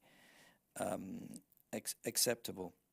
When it comes to the humanitarian side, I maybe have a little bit of critique of this. I actually think that I do think there's a humanitarian crisis, along with a human rights political crisis. But I also think that much of the focus of the international community has been on humanitarian. The lens in which Afghanistan is discussed at the UN and actually amongst the international NGOs is largely that humanitarian lens. The humanitarians have been in the fore ever since the Taliban took over, partly because of the drought, partly because of the economy, and I think actually we need to. It's good to have these discussions which talk more about human rights and women's rights, and to go back to the ambassador's comments, more about the future. What kind of Afghanistan is possible? Not next year, actually. It's too soon. But in 10 years, in 5 years, 10 years, 15 years, what is Afghanistan going to look like? That, I think, is the pivot that I think the conversation needs to take. So back to you, Tom. Thank you. Thank you very much. We'll follow up on that in a little while. But for now, I would like to ask Fereshta, I know you're not too keen on, or as an organizational policy, you do not take a stand on legal terms that are not in use yet. But to the degree that we're talking about a potential of future inclusion of, or not, a term like gender apartheid, what would be the benefits of that? And if so, what kind of process could you see could lead to that? Could you probably comment on that? Yeah, thanks, Tom. I will also add some calls for action at the end of once I answer your question. So on one of the things that we need to agree is that the women's rights crisis in Afghanistan is unique. And I believe that if it is time for us to use any international tools and mechanism to respond to it, we should. So, for example, that's why I mentioned the ICC and ICJ, because when we speak of accountability, I know that 2 years has passed. Afghans are all in trauma, as we have all been experiencing that.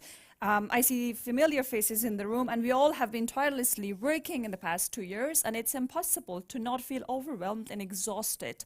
Every day speaking of the humanitarian crisis, every day trying to document the extrajudicial killings, of course. It impacts you and affects you. But I think it's also time to be more creative and find out avenues that actually can hold the people who are responsible for these violations accountable. One of the things that that we have recently been arguing quite a lot about is that we need an accountability measure, a mechanism, a structure for Afghanistan to be able to respond to this crisis. And if that means creating new terms, creating new, criminalizing new terms, I pretty much agree that that should happen. But under the current international standards and mechanism, we do have the rights. So, for example, one of the things that Norway could do on the coming to the call to action is to support the ICC investigation and to encourage the ICC investigation. We have been waiting so long for ICC to come to reach the decision for the case of Afghanistan. And for example, I don't want to make it a comparison, but what I want to say is that since the war started in Ukraine, the way that the world responded to Ukraine was, I'm not saying it was enough, but it pretty much sets an example, and it speaks about if the world wants to respond to a situation, if they have the will and the intention, they can get together and they can come up with ideas. I have written an op-ed around the second anniversary of the Taliban takeover, and in there I discussed this issue because I was in March in Australia this year, and I was sharing panel with our with my colleague who is working on Ukraine and is documenting Ukraine, and we both were giving a speech at a university in Australia, and one of the students asked a question about accountability. I was surprised to see the tools that she had to speak of accountability, because for me it's a long wish of the people of Afghanistan, but nothing has been done. But the fact-finding missions that she was speaking of, the extent of documentation that is happening in Ukraine, the way that the world opened their arms to Ukrainian refugees was amazing. I wish we could have seen that for Afghanistan too. I think that's the way refugees should be welcomed anywhere. On the calls to action, I would say that, as Nazifa mentioned, that they have online education. I know online education is not inclusive, but that's one of the options that we have. Support the education for women in Afghanistan. And I have repeated this sentence many times. I also recorded a podcast in Geneva, which I said that. And every time I repeat it because I believe in that. And for me, the resistance of Afghanistan is that 8, 9, 10, 11 years old girl in a village of Helmand who is still attending an underground school. She will change Afghanistan. That's the vision of me seeing Afghanistan. She's the one who will change it. She's the one who will build an Afghanistan that she deserves to live in. And that's what we want to see. As Richard said, it's not going to happen overnight, but it will happen. It will eventually happen. 2 years after the Taliban takeover, 2 years of these massive crackdown on every fundamental rights of people of Afghanistan, you still see women of Afghanistan protesting. You still see women on the streets. You still see women speaking, as Nazifa is sharing this panel today. So I would like to recognize that women in Afghanistan are the frontline defenders. They're fighting for everyone's basic rights, not only for their own rights, and they need to be recognized. So I would urge everyone to listen to women in Afghanistan, listen to Afghans and see what they want and support their voices. Fund alternative ways of education. And on the humanitarian part, I also want to add to fund the humanitarian cause in Afghanistan, but make sure that it's being distributed in a way that is not reinforcing the Taliban's repressive policy, because you may know that women are not allowed to work. And this morning I was trying to make sure and get more information if women are being deployed to the area of earthquake, because if women are not working, if women are not part of the aid distribution, how we can make sure that the aid is reaching the most vulnerable people in Afghanistan. On the engagement part, the only thing that I want to say is that if you're engaging with the Taliban, be clear and loud about it. Speak about what you're speaking with the Taliban about and what they're telling you.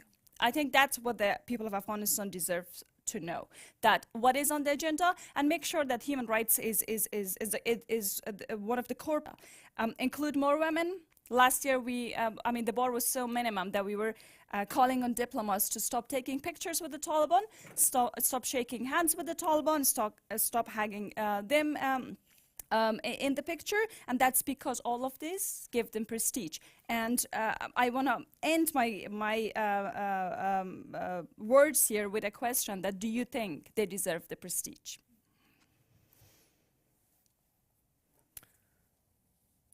Very, very valid point. I think that deserves a round of applause.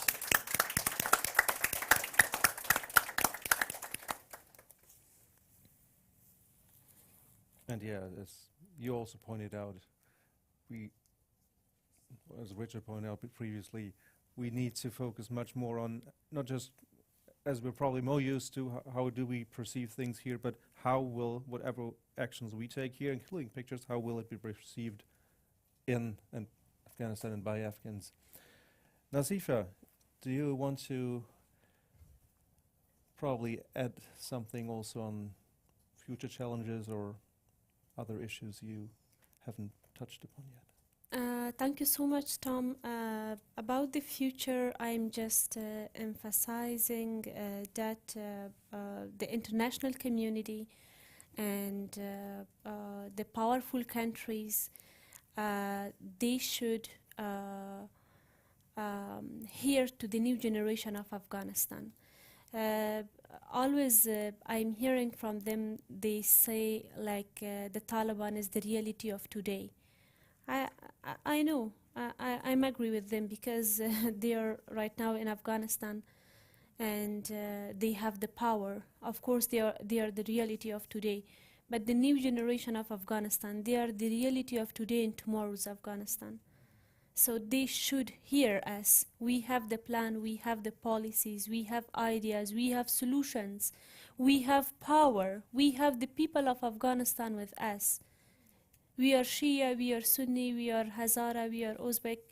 Like the new generation of Afghanistan, most of them, they are educated, they know each other, they can hear each other, they can accept each other.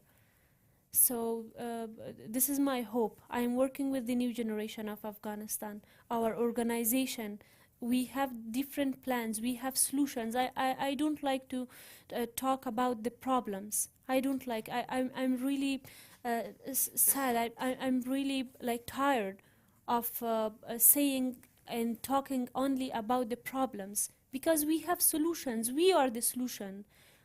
We are Afghan. We are the solution. But we ask the world, let us to start. So this is my hope, that one day we can go back to our country, that the new generation of Afghanistan, they can work in their own country. Even the world and the European countries, they don't want to support Afghan refugees. At least we can go back to our country and work for our own country. This is my hope for my country and for my people. Okay.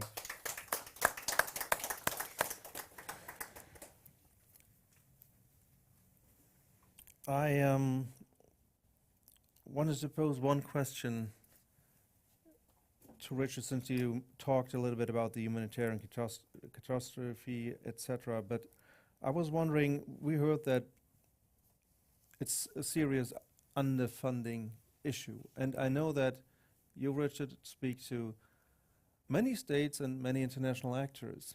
And I wonder, on a general level at least, during those conversations, what do you pick up on, or what do they tell you about why they do not fund Afghanistan anywhere adequately? I mean, other missions, other countries where there are crisis situations are underfunded. That's almost status quo in the UN. But why is it so seriously underfunded here?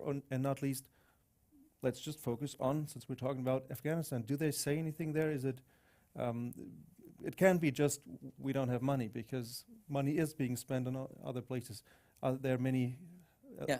main concerns? I mean, just Yes. I'd just like to proceed my answer to your question by just a comment. If you read my reports, they have significant sections, and there will be another one out in a day or two for the General Assembly. They have significant sections on what, I don't term it humanitarian crisis. I talk about access to economic, social and cultural rights, because I try to reframe these issues in human rights terms. So access to food, to water, to shelter, these kind of things. That's just a clarification. I think, in fact, part of it is competition, Tom. And it's been said, I think, at the opening today, that it's time. We have to keep Afghanistan in the spotlight. It is off the spotlight almost every month. There's Ukraine, as you mentioned, Fereshta. There's Israel and Gaza right now. Before that, we've had Sudan with a situation. We had Niger with a coup, with Gabon. Each one moves Afghanistan a little bit more to the edge. And there's competition for these humanitarian funds. It is a very competitive environment. So the advocacy about the needs, and especially from Afghans, and especially from the ground, I think is very more important. And I think that's one reason why the contributions are less. I think another reason, and this has been expressed to me by some, including governments that I have discussions with, is their concern that aid funds are diverted to the benefit of the Taliban rather than going to the people who are most in need. Part of this is, I think, negligence, or maybe,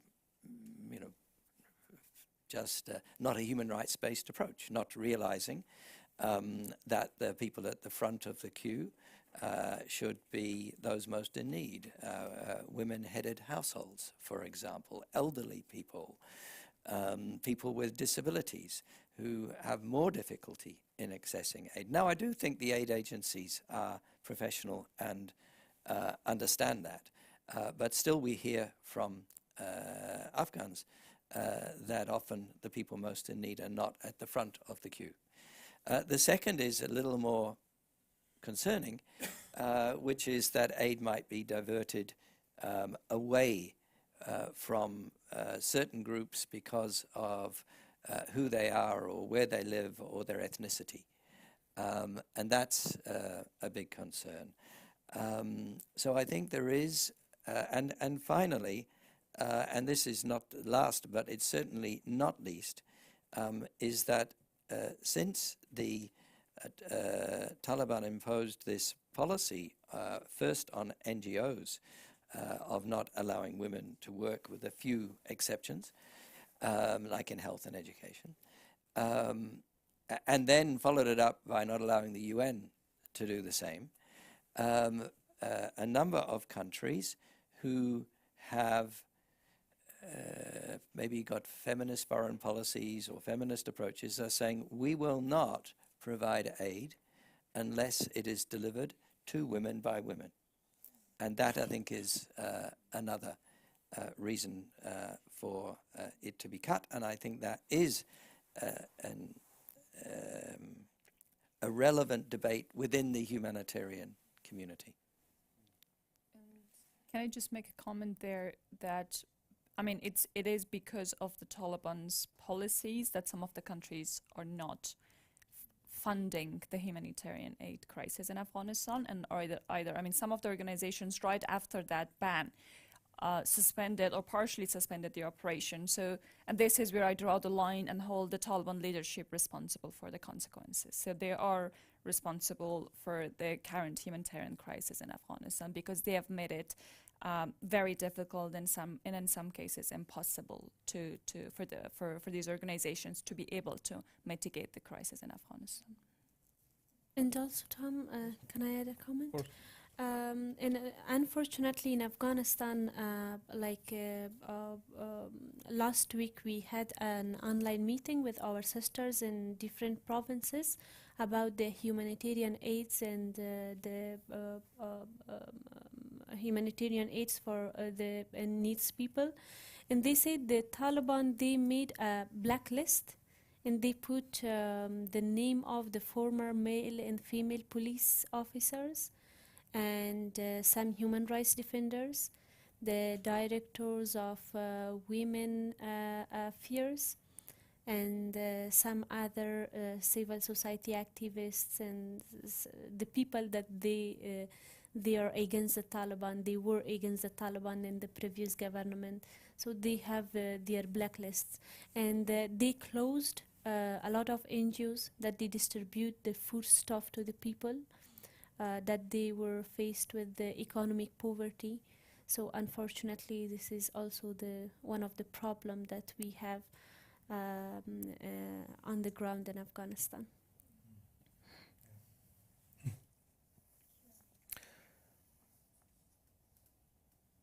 I just wanted to, I know, to add before we move to Q&As, that I think it's very important, as you said, that one, you do not speak about humanitarian crises or emergencies directly in your report, because you speak rather about right to food, access, etc. And that is not just more in line with the mandate, but it's also very important, I think, to remember that the need to food or the need to be able to work, it's not just a need, it's really a human right. So you point that out, that it's important then also to use human rights terminology. Right to food, right to access to education, etc. How much time do we even have? 15 minutes. Yes. So I think, as we promised, we would open the floor to Q&As to any of the issues that have been mentioned before, or whatever you want to ask our panelists. Please raise your hand. Thank you. First of all, thank you. My name is Basil Nikubin. Sorry, the mic. Yeah, thank you very much. My name is Basil Nikubin, originally from Afghanistan. And thank you for your efforts to make the Afghan voices heard internationally. What were in your reports, Tom? You have mentioned vast violation of human rights in Afghanistan, but none of you mentioned this forced displacement of people in many parts of Afghanistan. For example, we have seen some pictures dispatched from Uruzgan, from Daikundi, and some areas in the north that the Taliban, they forcibly displace people, and nobody talks about that. Do you or have you talked with someone in Afghanistan about that issue? And also, this is also a question to Mr. Bennett. He has worked a lot with Afghans there. Yeah, thank you. So, thank you. This is yeah, I know. To reply directly, we do have, not a lot, but those would be included in what I think we had on the list as expulsion cases, which most often are forms of forced displacement. But it was a very low number, because we did not focus specifically on that in the report, but also, as I said, the few we spoke to there are only listed as individual cases, although they probably could have spoken for entire villages, but we did not include them with the numbers of the entire villages, for instance, in there, because we were trying to establish individual victim profiles. So unless we spoke to 800 people from the same village or referring to the same, then only the one providing the personal account would have been included in that number, although, of course, there would be much higher. But I agree that it's probably not been, in general, very high on the agenda. I mean, some of it, of course, would be in the numbers that UNHCR provides, although they focus on refugees, but also I some also had internal a comment, refugees. Tom, because Of it's course, very, it's to all of very us. specific. Sorry, Richard, for going before you, but because we at HRRL documented, and I have personally worked on that. There was, I mean, the first, maybe not the first ones, because we usually know about the ones that comes to the media, right? Most of us get to know about it through the social media, the open source research as we've spoken. But in the case of Daikundi and Oruzgan, families were being forced displaced. Their houses were being taken from them. They had to leave. Some of them were given a 72 hours time period to leave their villages, and we were very concerned of the well-being. I mean, there was a health issue coming. It was at the middle of winter when this happened, and I mean, we at HRW has documented those cases, and I've personally worked on those. We are also aware that this has happened in the case in the north of Afghanistan, in Parwan, and if I'm not mistaken, and if I recall it correctly, in Charikar and Baghlan province. So. And there is a second wave that has started, especially in and I have been very closely following these cases. That is, some families are again being displaced. There is this dispute of land. Issues in Afghanistan have been there for years.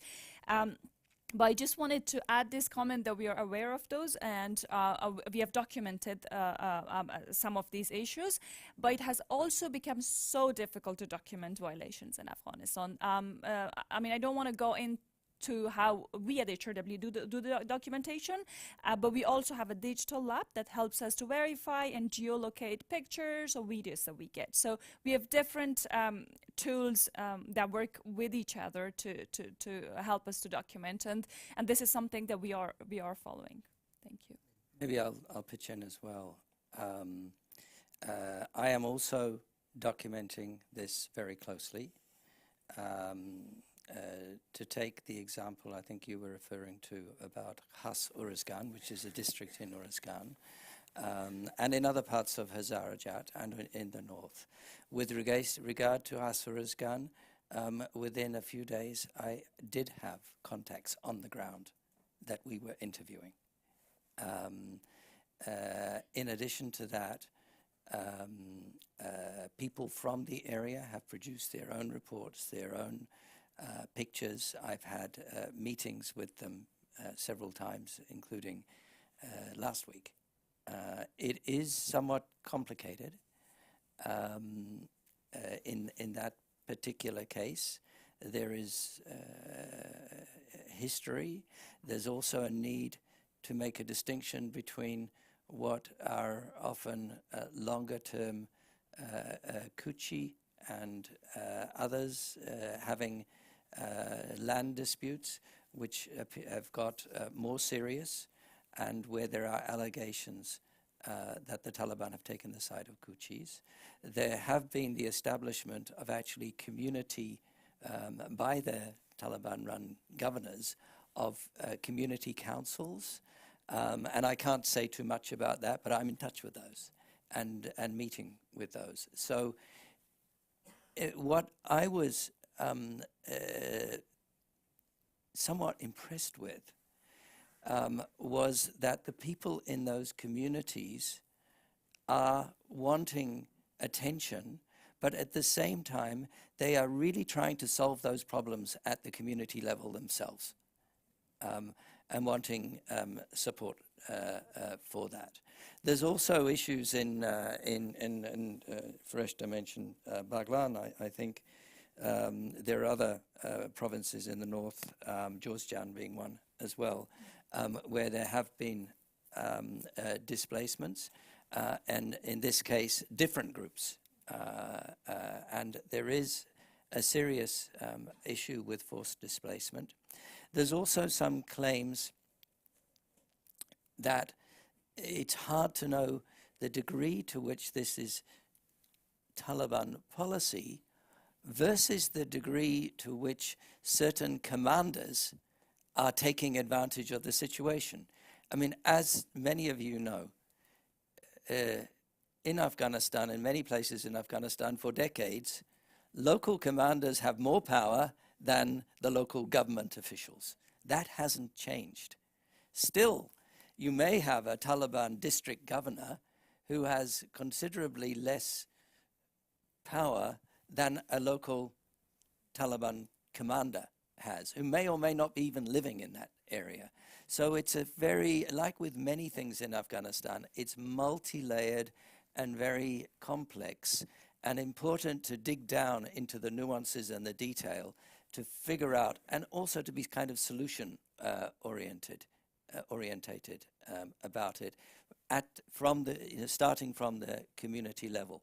So I guess that would be my response. Yes, please. Hello. All right. Thanks. My name is Mary. Thank you for this very timely event. I think in this very volatile political climate that is right now, with the increased humanitarian and human rights violations everywhere, sadly enough, the Afghan question, or Afghanistan, usually takes a back seat. And I think this was a shared sentiment, or rather concern, among our speakers today. I know Ambassador Ghaffari touched on this, acknowledging the Norwegian contribution, but also calling for increased international engagement. And Kari, in her introductory remarks, she has left us, so I think it's only fair that I read out loud what she said, that Afghanistan has been forgotten and that there is a lack of continued engagement from the international community. And I know that with Richard, I have had the pleasure of attending several of his online conversations where you have stressed the need to make the urgent needs in Afghanistan a priority and make Afghanistan relevant. So thank you for your efforts to that end. And so I think this shared sentiment of today should maybe provide a natural point of departure for the broader conversation that we are having, how to raise this awareness. And since we are hosted by the Norwegian Institute of International Affairs, I also think that it is appropriate to put it in a Norwegian context. And maybe, I'm just gonna throw the question out there. So what the panel's thought would be on the role of Norway going forward, and how they could contribute in this. That would be great. Yeah, thanks. Part of that will be in the second I round think I'm as well, a little bit ahead but of yes. the agenda. So I think maybe, since we only have a few minutes, we collect a few more, and then whatever you want to comment on, you can comment on. Because I saw some hands in the back as well. Thank you. Yes, please. Asina Sherzad. I work with Norwegian Human Rights Fund. Welcome to Oslo, Mr. Rapporteur.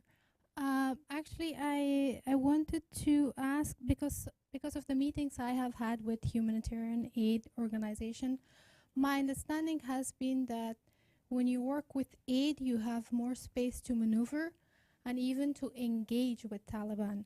But how is the situation when for organization when they're working with human rights?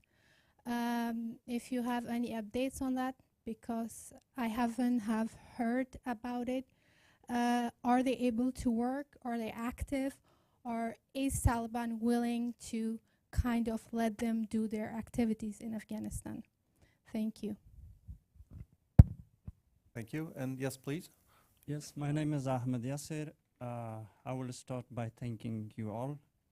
You had very insightful speeches. In this time, I think your efforts or reports are very appreciated, because as Bennett said, the access to information is very limited in Afghanistan.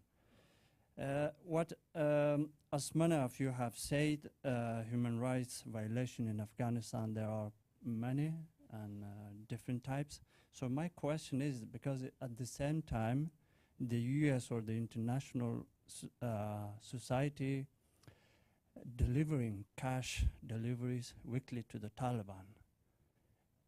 How these deliveries, I mean, first question, is there any control on how these money or packages used? Any control on this?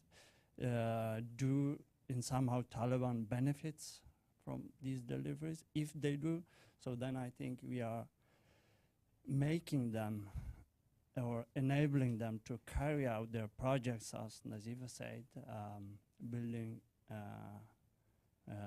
madrasas across Afghanistan, and we all know that means the spreading of extremism in the future.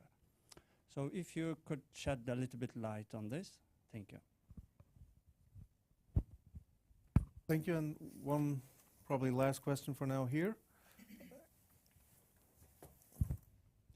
Yeah, thank you so much. My name is Nelson. I'm a student at Oslo Metropolitan University. I'm so glad to have attended this event. But the lady there talked about the Taliban's teaching extremism in madrasas. For me, I think this is really important because, and that's why I want to ask a question to you, Mr. Bennett. Doesn't this threaten the international security? Because if, of course, we know how extremism and all this, the behavior and character of the Taliban can go in terms of security, can actually cause or impact the world. So if they are going ahead to teach this in the madrasas, and I think this is something we cannot easily neglect. So doesn't this really threaten the security of the whole world? Thank you. Then I'll turn it over to you, whatever you want to comment on, please. I just want to add 3 points. The first one, Hasina Jan asked about the human rights organization, that their activities are for human rights. As I said before, I have my own organization and we are working for human rights in Afghanistan, especially in the legal cases, because in Afghanistan there is no any support for women that they can solve their legal problems. Unfortunately, many times we send our committees to the Ministry of Economic of the Taliban, and their group that they named Amr bil Maruf. I don't know the English name, Fereshta Jan, Amr bil Maruf, I think. It's prohibition, vice and virtue. Yeah. Is what they're So we send our groups to them to talk with them, to convince them that the women they need, because on the they have their Islamic rights, they have the right of divorce, they have the right of custody, they have the right to work, they have the right to education. But unfortunately, they rejected our letters, they rejected our activities, they rejected, we made some conferences in Kandahar and Zabul, but unfortunately, they arrested our male and female employees many times. They beated them. Even I send some money to my employee because she faced with economic problems. Even she arrested by the Taliban, and the Taliban asked her, why Nazifa sent to you this money? So these organizations, especially in the provinces that I am working, like Zabul, Kandahar, Panjshir, Badakhshan, in these provinces, like we are facing with different problems. And I ask you in women to support me. I want to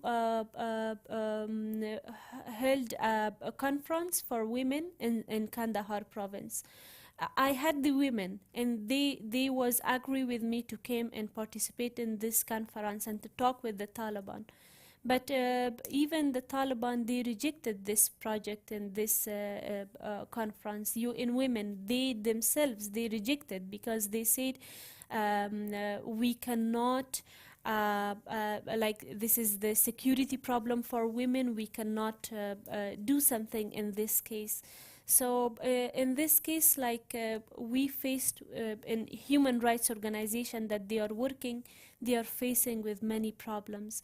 And also about the extremism, as I said before, like in the previous government, most of the people of Afghanistan, they send their children to Pakistani madrasas. But now, from the Pakistani madrasa, they send teachers to Afghanistan, and the Taliban, they created madrasas in different provinces of Afghanistan, and even in social media. If I posted something about the extremism, like the Facebook policies, they deleted my posts. But the Taliban, they campaign for extremism, and their posts are not deleted. I don't know why.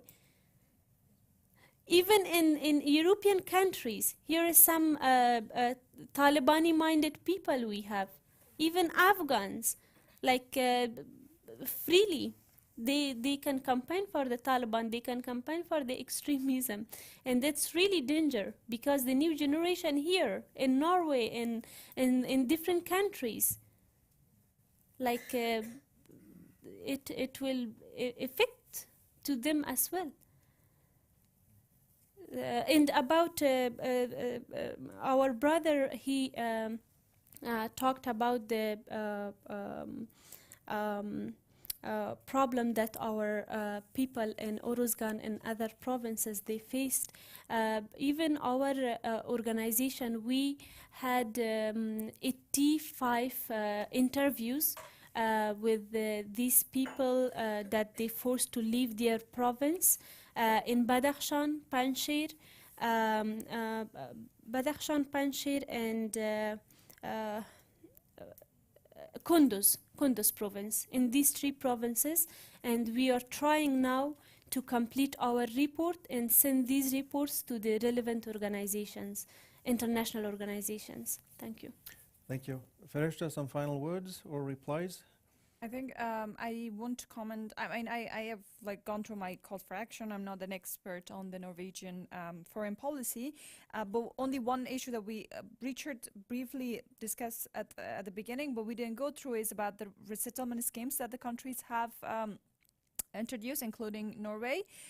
So they have announced, I mean the Nordic country, they have announced that if a woman from Afghanistan applies for asylum in these countries, they will be granted asylum.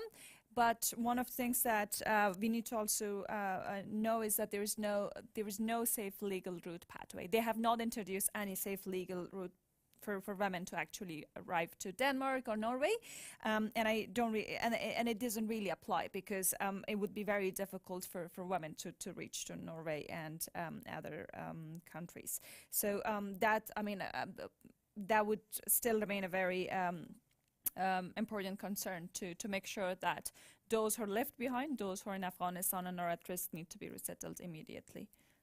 Thanks a lot. Final. Very quickly. Yes. Firstly, directly to you, Nafisa, I am in touch with Facebook's human rights team. They actually have an Afghan woman working on it. So let's see what we can do about that and find out the reason. We can work on that separately.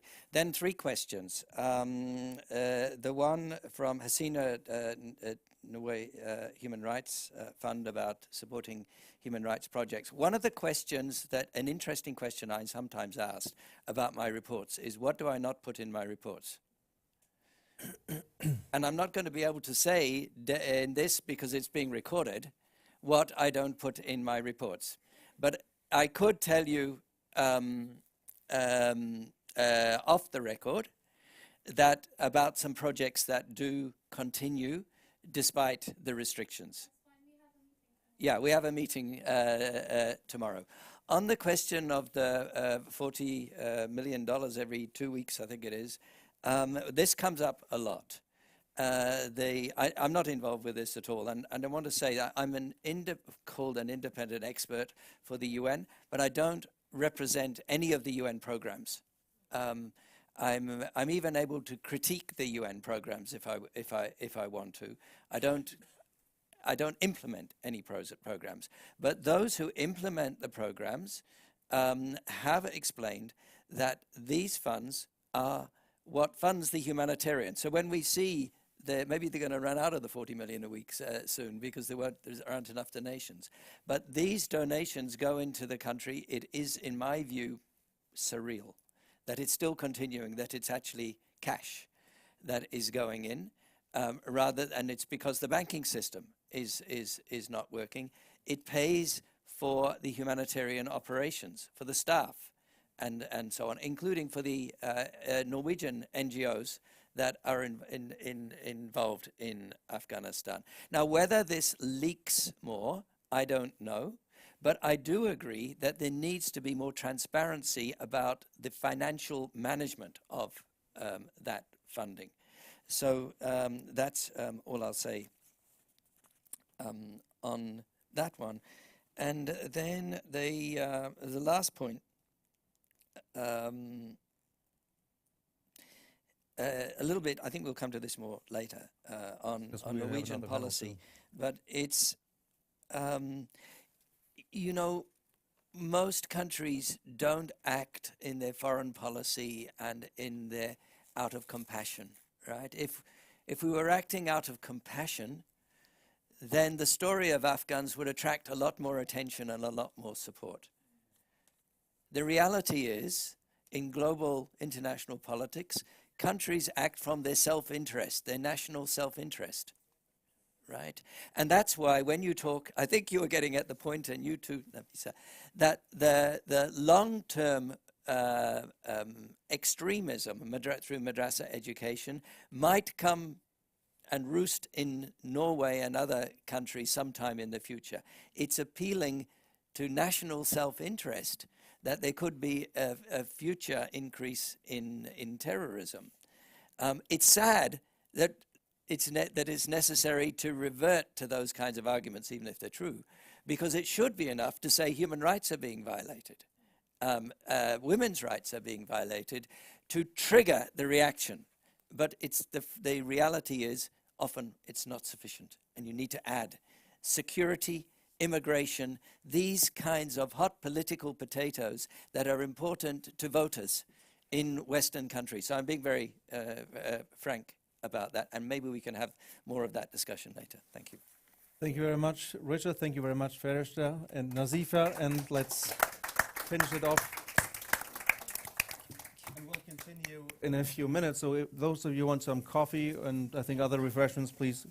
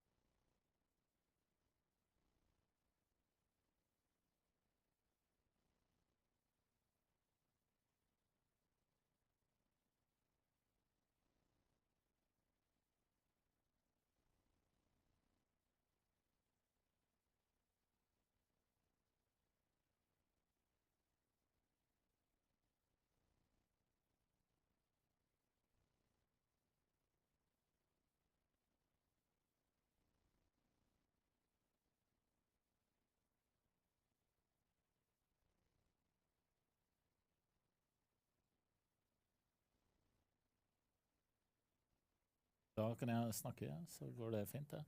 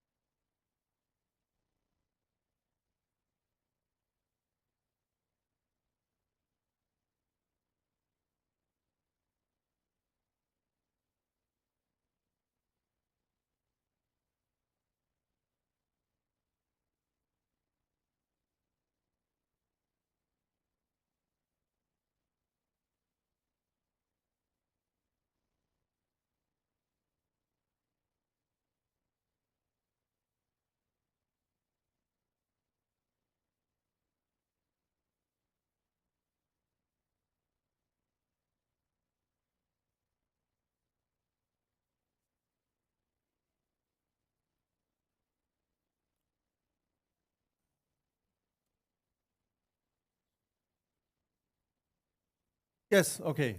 Then I hope we can finally continue. So please take a seat, Nasifa and Ula Elvestuen and Hello, Your Excellency, wherever you want to sit. Nazifa Higili. Here?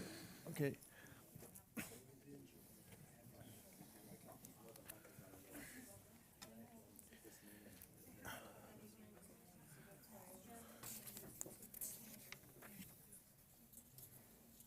All right. So the topic for this final panel or roundtable is dealing with the Taliban. So we talk about power of opinion, opinion formation, discourse management, and also the question of defining and or defending foreign policy choices, which obviously then includes for each state by now how to and to what degree to engage with the Taliban, maybe under what conditions, etc. The NUPI director, Kari Ruslan, already introduced briefly all panelists, although Ola was not present, I think. He couldn't. He's running back and forth between the Storting, like the parliament, because he's a member of the Norwegian parliament, and he has also previously been Minister for the Environment in the previous government. And since you haven't been able to speak to us yet, I thought we'd start with you, and then we go down to left and right with, well, call it opening statements or whatever you have as points of view when it comes to dealing with the Taliban. I know also that Ula had been engaged in questions of, well, roughly speaking, accountability, requesting accountability for how we deal with crimes taking place there, but also how to get interpreters, etc., out who had been collaborating with the international community for maybe a decade. But you can probably speak on that yourself also. So please, Ola Elvestuen. Thank you very much, and I'm sorry that I haven't been here. It's always a little bit difficult to come at the end and not having listened to all the introductions. But of course, we are in a, I think it's very difficult to know actually what to do with the situation in Afghanistan. One thing that is a political responsibility is to keep up the attention on towards Afghanistan. That is not a forgotten conflict, is not a forgotten situation, but we have the same approach to and putting it forward now as we have done before. And that is, I think, is a broad political responsibility.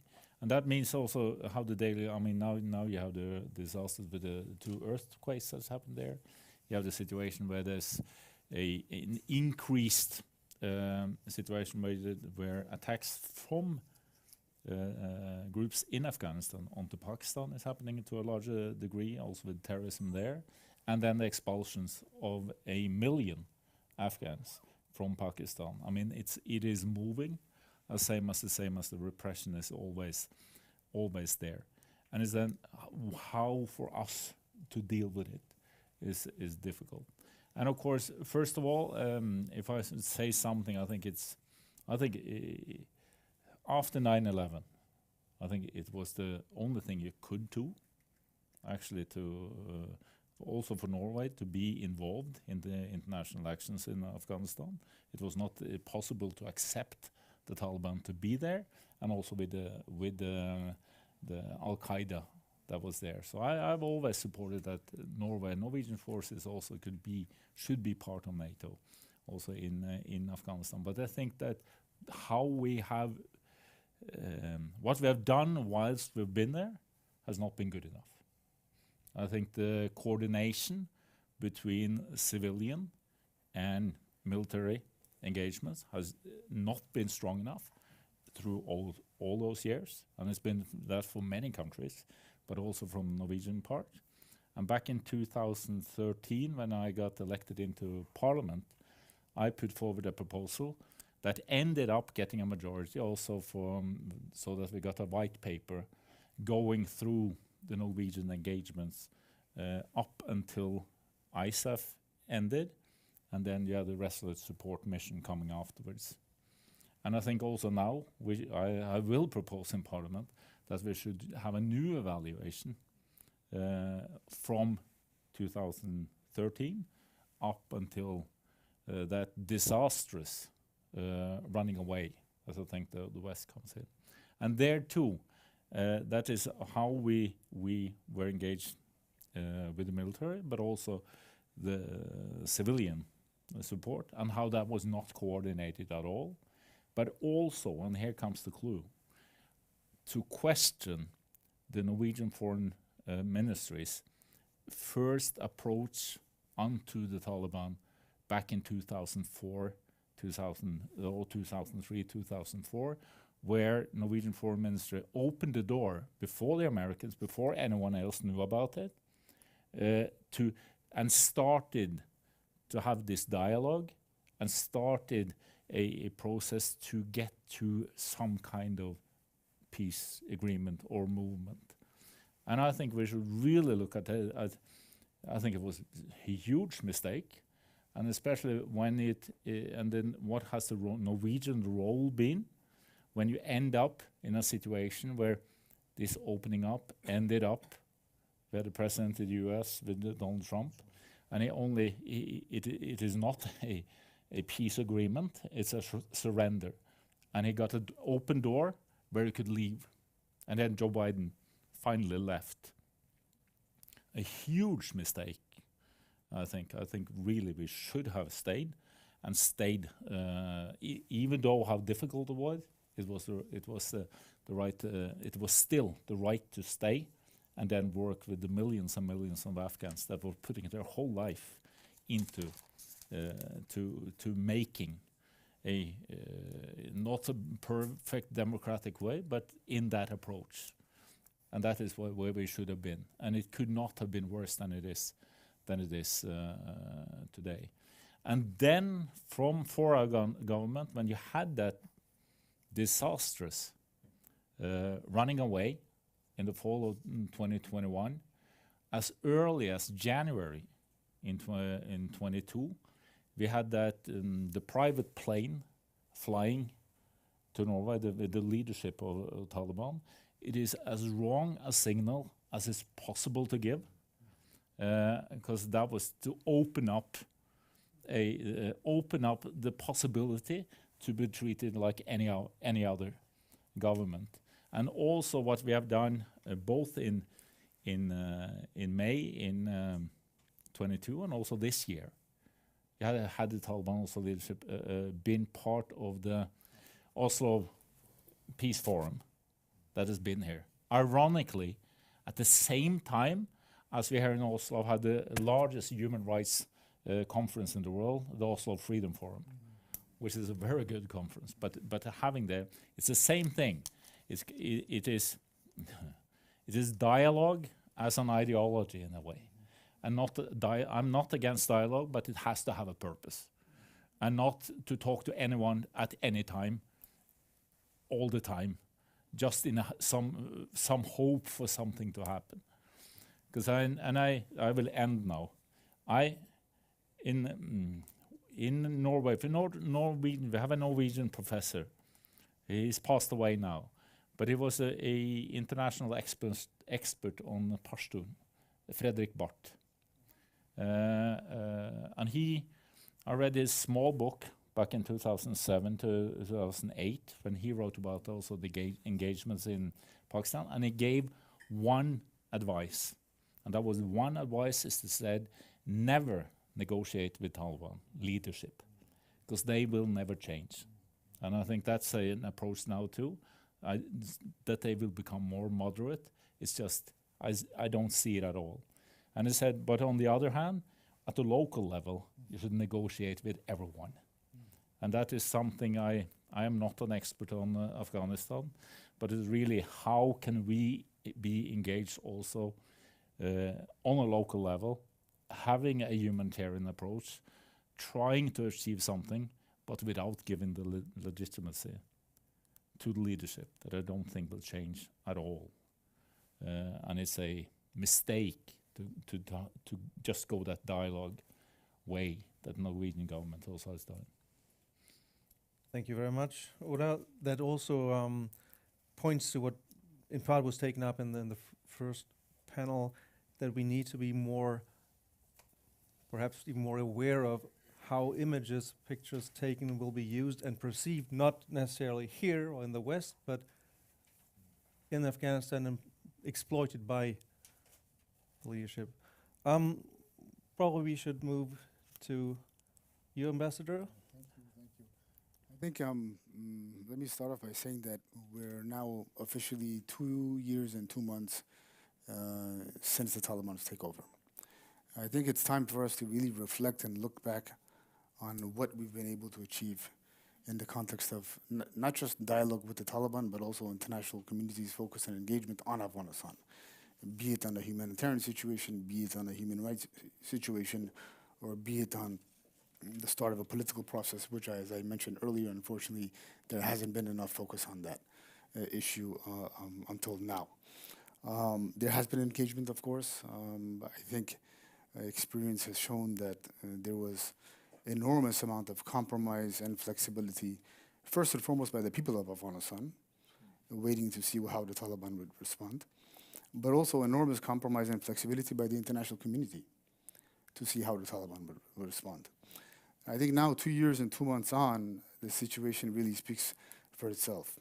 The Taliban visit to Norway in January 2021, I know in 22, I know it wasn't probably wasn't an easy decision for the Norwegian government to take, but at the same time, it was looked at as an opportunity to convey clear, strong messages to the Taliban on the joint expectations of the people of Afghanistan and the international community on very core issues, be it on human rights, be it on counterterrorism commitments to avoid Afghanistan turning into a base for international terrorism, or be it on showing a readiness to form an inclusive government. At the end of that meeting, a roadmap was presented. The roadmap was presented by a joint delegation of civil society, but also some political figures who had come from inside Afghanistan as well. Now, despite concerns and questions among the diaspora, civil society, different circles about the Taliban coming to Norway, I think the elements that were contained in the roadmap were something that everybody subscribed to. Start of talks, for the formation of a board-based government, adoption of a new constitution, formation of an interim administration that can be inclusive of all sides, and then lastly, most importantly, determine a date for the holding of elections for the people to decide their future. Now that roadmap was very clear, it was very useful.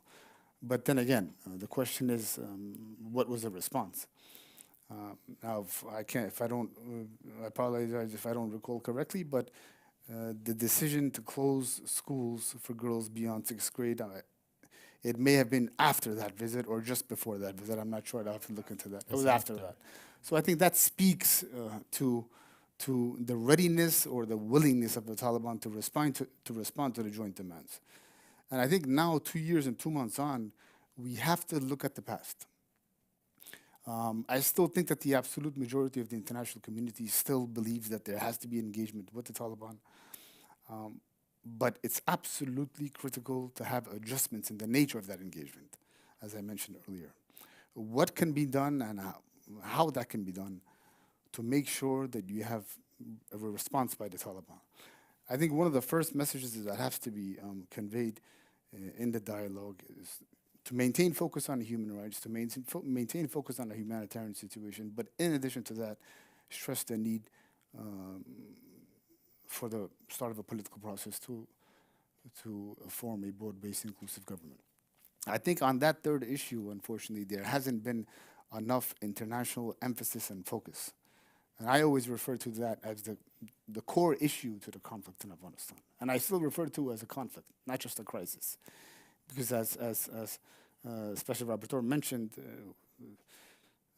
the continuation of a process of frustrations building, tensions building, inevitably it's going to result in a more difficult situation than we have now.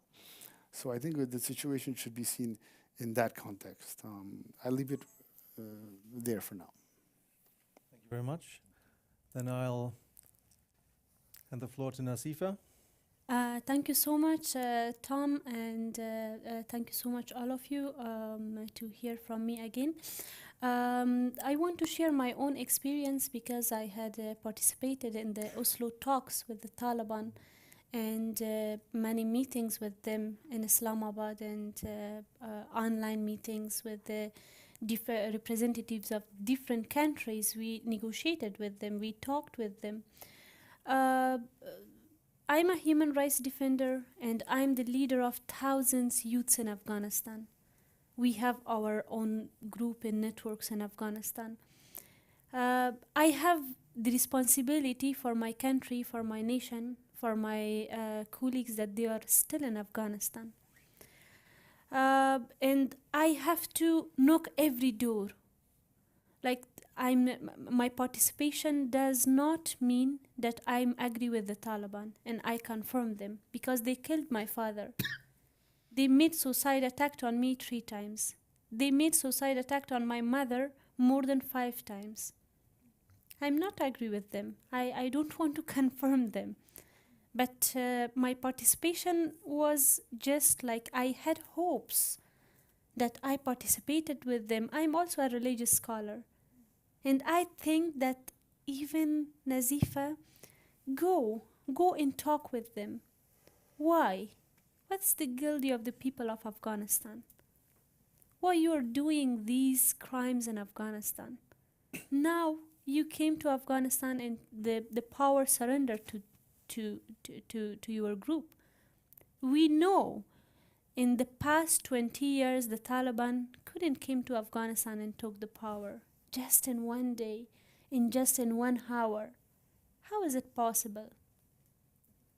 Everyone know this. Everyone we know. Like the people of Afghanistan, they are humans. They know, they can think. But they don't have choice. We believe on peace. The people of Afghanistan, we believe on peace. We believe on negotiations. We believe on talks.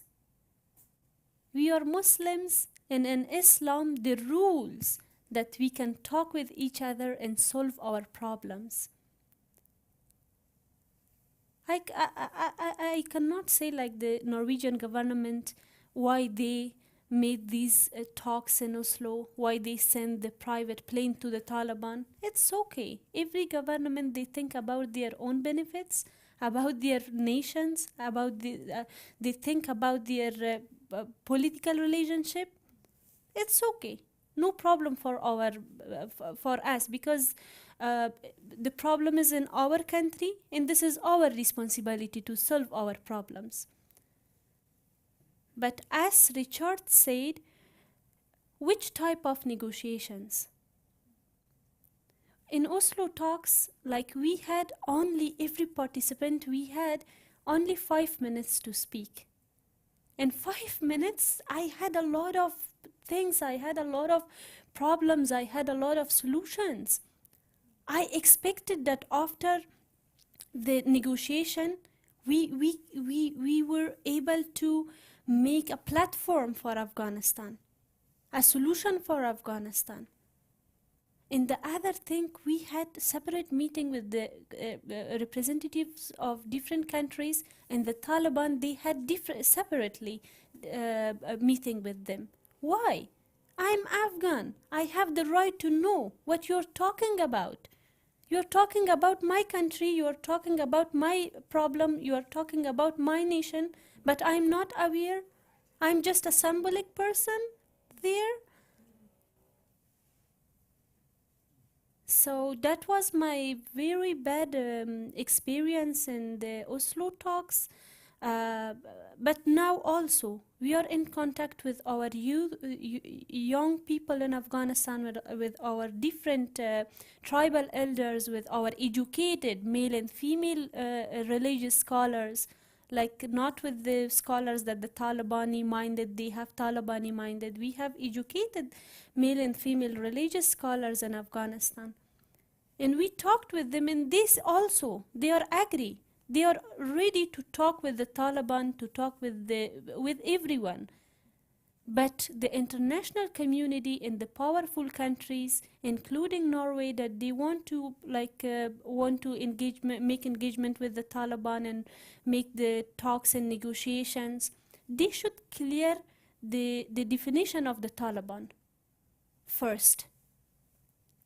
Yesterday, the Taliban was a terrorist group, and they named by the international community, by the powerful countries. We Afghan didn't say that like the Taliban is a terrorist group.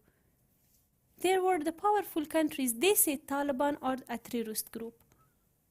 So now they should clarify, they should take a definition, who is the Taliban? They should talk with the people of Afghanistan, they should talk with the new generation of Afghanistan, because there is a lot of movements, a lot of groups that they have solutions. They should trust on the new generation of Afghanistan, I'm emphasizing, because they don't have a corrupt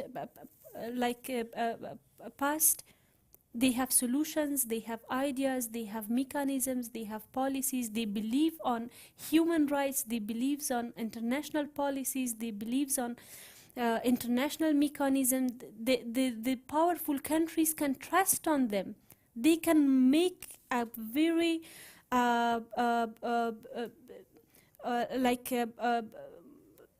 political relationship between the countries. The Taliban, they cannot, if today Russia or China, they support completely political and financial support to the Taliban, they will against Norway. Don't do this with your own people. So I just wanted to share my own experiences and the opinion of my colleagues that I'm in contact with them, with all of you, because this is important, not only for Afghans, for all the world and for all the nations. Thank you. Thank you, Nasifa. A lot of, well, many interesting issues and important issues, and some of it reminds me of discussions we had previously also.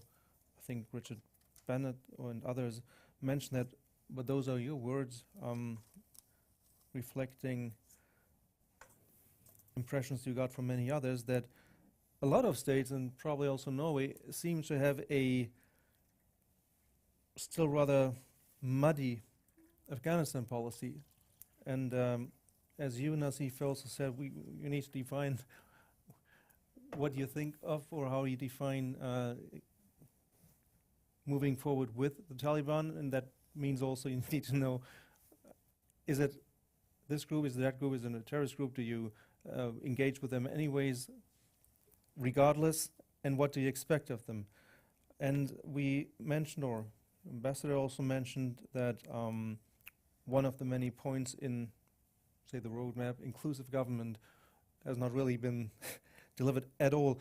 So I want to ask, to what degree do you see here have the Taliban delivered, if on any, in general, but also not least following the talks in Oslo? And then probably have a couple of other questions, but let's start with this one, maybe. Thank you. Ambassador. If I can maybe just say a word first on the issue of moving forward with the Taliban and how that should take place. I think 2 years and 2 months, that's been the main topic of discussion. I think now there should be another discussion. How to move forward with the people of Afghanistan, who share common values that are enshrined in the UN Declaration of Human Rights and the UN Charter. I think for any country that wants to play an important role, a mediation role or some role to start a political process, it's important to have the utmost trust and confidence of the people of Afghanistan. So I think at this stage, whether Norway or any other country or any international organization, be it the UN or another organization, I think it's absolutely critical to start a structured dialogue and engagement with the people of Afghanistan who are committed to democratic values. I think that can create a new platform. It will, like as I mentioned earlier, it will send a strong political message to the Taliban that you're not the only ones who claim to represent the people of Afghanistan. You can be part of the solution, but not the solution. And secondly, should there be hopes for the start of a political process, which I hope to see the sooner the better, I think it will be important to have a side mobilized and organized to be able to take part in negotiations with the Taliban. Now, I think I can say that with great confidence that there's no shortage of commitment and talent among the people of Afghanistan, inside the country, but also outside the country, including the diaspora, who have courage, who have commitment, who have dedication, but who also have ideas for a solution to the country. I think that discussion hasn't really materialized so far, and that's been a big gap. And I think it's one of the reasons why we're in this very difficult and dire situation. So I think that needs to be looked at. In terms of to what extent the Taliban have delivered on the commitments of the Doha Agreement or elements of the roadmap, I think, unfortunately, the answer is zero. Zero. And the fact that they decided to close schools for girls beyond the age of 6th grade after the Oslo visit, I think it says something quite clear. The other discussion, I think, is in terms of in dialogue and engagement. I think there needs to be a dialogue and engagement within the international community as well. I think among the people of Afghanistan, civil society, the younger generation, political parties, diaspora, there's more organized political activity. Of course, as I mentioned earlier, there's been a challenge that some groups are operating on different agendas, but now there's a greater recognition that we have to come together on core issues, on core values. If we want to be the guarantors of a new Afghanistan, with or without the Taliban, we have to come together and display unity. That is taking place. It's going to take time, but it's underway, I can tell you. At the same time, such a discussion has to be held within the international community. I think it's really important for the major powers to avoid differences in position resulting from different conflicts around the world to have a negative impact on a lack of consensus or a negative impact on consensus on Afghanistan. As we know right now, the UN Special Coordinator for Afghanistan, Ambassador Sinir Oglu, is going to present his report next month. The idea there is for him to assess what the international community has done, but also what the international community hasn't done over the past 2 years. That will be very important. If that outcome is something that can result in a pathway forward for stronger consensus in the international community, for a start of a political process, I think that will be a major achievement. It's a bit too early to be optimistic, but I hope that that will be the case.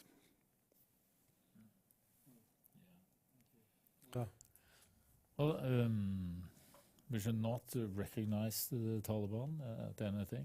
We have to look at, as yourself, sir, you are the ambassador here in Norway and should remain so. So we should not go that way, and we should also try, as I mentioned, to make sure that we do not end up in a situation. We are in a new geopolitical situation. And for Afghanistan not to just become a part of that chessboard between the major powers, because then we will not have any control. And you have some tendencies of that, the way China is moving in and others. So that's something to try to stay away from. And I think, but the difficult part where I have no, solution or nothing, but it's more the position a country can have, I think, is to try to support the networks that are there in Afghanistan. And as you said, you have millions of people that wants to have a development, that wants to have their rights respected, that wants to have a Afghanistan more in line what the international community and UN charters want. So it's kind of like, see, how can we support that?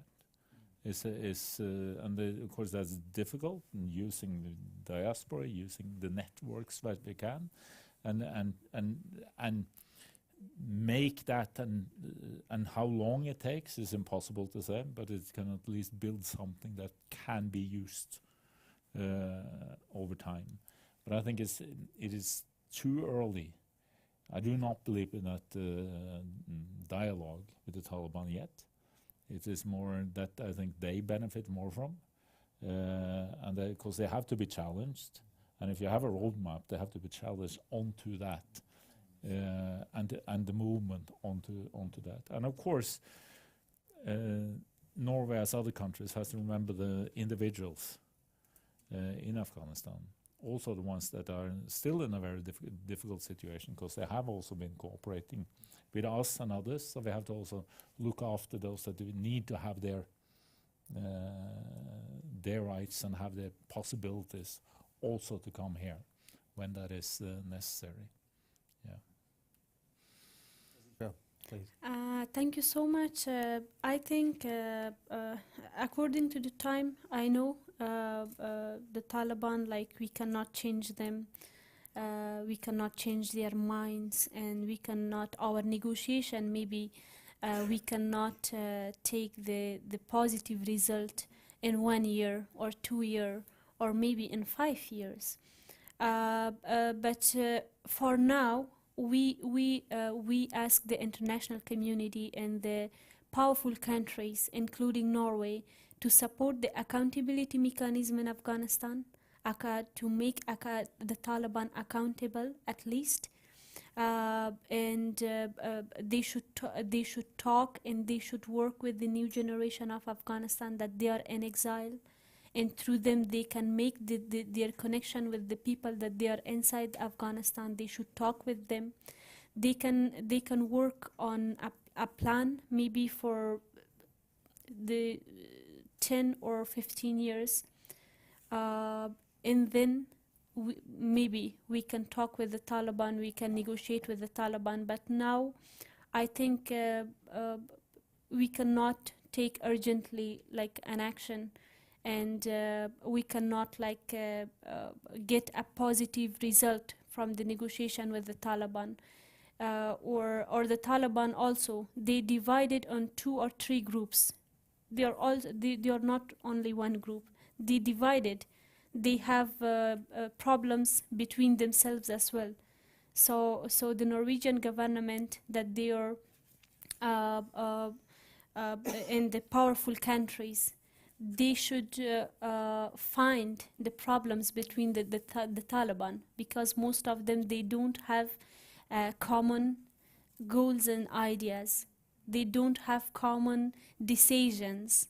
They have problems between themselves as well. So I think for now, the accountability mechanism is a solution, at least. Not like, I'm not very hopeful for that, because during these 2 years, we are advocating for accountability mechanism, but we didn't receive any positive comment from any country. But we are trying to work on that mechanism and ask to support this mechanism for Afghanistan. And also for the negotiation, as I said, the countries, the governments, the representatives of different countries, they should talk with the people of Afghanistan that they are in exile, with the politicians, with the new generation of Afghanistan, and through them, with the tribal elders. Most of the people, they forgot the tribal elders. The rule of the tribal elders is very effective in Afghanistan, and most of the people, they hear to tribal elders and religious people. But if we can, like we are working on that, if we can get support from the Norwegian government, even they have programs in Afghanistan, so we can like change the mind of the people, that they have Taliban minded, through the educated religious scholars, through the tribal elders. So it will be useful and helpful for us. Yeah. Thank you, Nazifa. So what I get from several of the comments and statements you made is that, and correct me if I'm wrong, that engagement to a limited degree, but only on certain conditions, and best probably done locally by Afghans. Yeah, in by Afghans. Afghanistan. Yes, yes. Since we don't have a lot of time, or since we actually are on overtime technically, I wanted to give you the opportunity if there's anything else you want to add, and otherwise we can take a few Q&As if there are questions, although we didn't provide it for here. Well, let's do it otherwise, the other way around. If there's anything you really want to pose as a question now, please do it right now, and then we'll finish off with you in your comments if there's anything. Yes, please. I have just a short question. All of us talk about the accountability of the Taliban, but we forget that the Taliban's ideology is based on violation of human rights. So if they accept, if they change in the way of Western countries or the international values, so they are not Taliban longer. How can we? I think this type of expectation from a group of Taliban is kind of unreal expectation. And the other issue that is not mentioned here is the role of Pakistan, because Pakistan is a kind of the boss for the Taliban. How can we engage? How can we find a solution through negotiation with the Pakistan, maybe? Thank you. And we just take the remaining questions all in one before I leave it to you what you want to answer on. Yeah, I think he just asked what I wanted to ask, because in my head as Afghan, I have the question, if you can change the mind of Taliban, as you said, if you're supported and you can talk with leaders of Taliban and their mind changes. If it was to be this easy and they will change, then the ban on education and all of this is not politics, it's part of their ideology, or it is politics. So it's not clear for me. If it's politics and they are going to be changed, then the engagement might work. But if it's not politics and it's part of their ideology and what you were putting in the first discussion, talking about madrasas and extremism, then they will not change. It's part of their ideology. So I think before engaging, there's a lot of unanswered and confusion for me, even as Afghan. Do really Afghans want to talk with Taliban? Or even if they change, some of the Afghans might say they're violator of human rights. We don't want to talk with them. There's no consensus actually about engaging with Taliban. That's not for even Afghans. That's for the international community too. There division between those who say we actually want to engage with Taliban since we have done it before for other warlords. And there are those countries who say we don't want to do. And this has been going on since the fall of Kabul. And there hasn't been enough kind of concentration and intention to actually clarify this. So maybe if you could clarify this, is it their ideology or is it politics? Which one are they? Thank you. And very quickly, the remaining two, or one, or was it one? Yeah, thank you. My name is Norun Grande. I come from the Nansen Center for Peace and Dialogue in Lillehammer. I have a question, because what I feel is that there are so many dilemmas in this situation that we are. We are facing a Taliban that we don't like, and there are needs in the Afghan population that has to be met. So my question is about how will it be possible to reach out to Afghans with what is needed of humanitarian aid before the winter now, with the 2 earthquakes, if we are not going to engage with Taliban? That's a question. How should that be done practically? I mean, people are at this moment suffering a lot, and we are sitting here with important and interesting discussions, but the needs are immediate, and we have to find some way to cope with them. So please, if you could give some response to this question. Thank you very much. Then very quickly, I leave it to you what you can and want and are able to answer. Otherwise, we leave it to you to discuss further bilaterally since we're in overtime. So please, maybe Nazifa, and then we could go. Thank you so much. Thank you for your question, Hasina Jan, and our brother, I forgot your name again, sorry. First of all, about the Taliban's, like the situation of Afghanistan and the changes that Afghanistan, it's like in the Taliban group, this is politics or this is their ideology. As I said in my words before, the Taliban divided 2 or 3 groups. The first group is the Pakistani Talibans, that they are decision makers as well. And some Afghan Talibans maybe, but they are also like not Afghan, they are more than Pakistani. They are the decision makers. And some Talibans that they are living in Afghanistan and they are the soldiers of the Taliban, like they have just Talibani minded. They are extremely people that they think like if we can work with the Taliban, it's like in a good way for our religion. We are Muslims and the Taliban, they have good Islamic ideas. They just think that because during the previous government as well in the past 20 years, I said like our people, they send their children to Pakistani madrasas and to the social media. There was a lot of campaigns for the Talibani minded in Afghanistan. And we changed some people that they had Talibani minded, but we talked with them, we convinced them that we are also Muslims. I worked in Zabul province, I worked in the south part of, I entered the 4 provinces of Afghanistan, but most of my works were in Zabul province. There, most of the people, when I established my school, they didn't allow their girls to come to my school. And they said like Nazifa, she's like not a Muslim because she's not covering her face.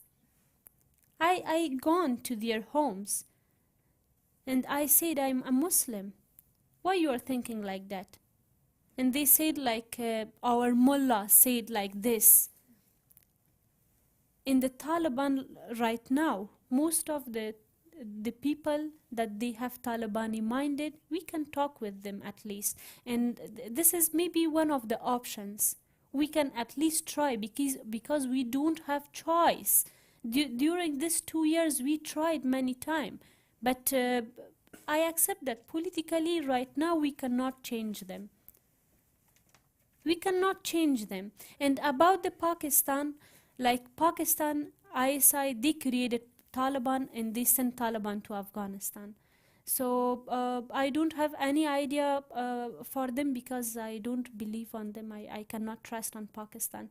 They cannot change. They will not change, never. Thank you, Nazifa. Pardon? You said there are 3 parts, and then you Yeah. mentioned the Pakistani and then the foot soldiers, and you said the Pakistani are the decision makers. Yes. And then you said the foot soldiers, those are people you believe are to be convinced and might be convinced. But what about the third?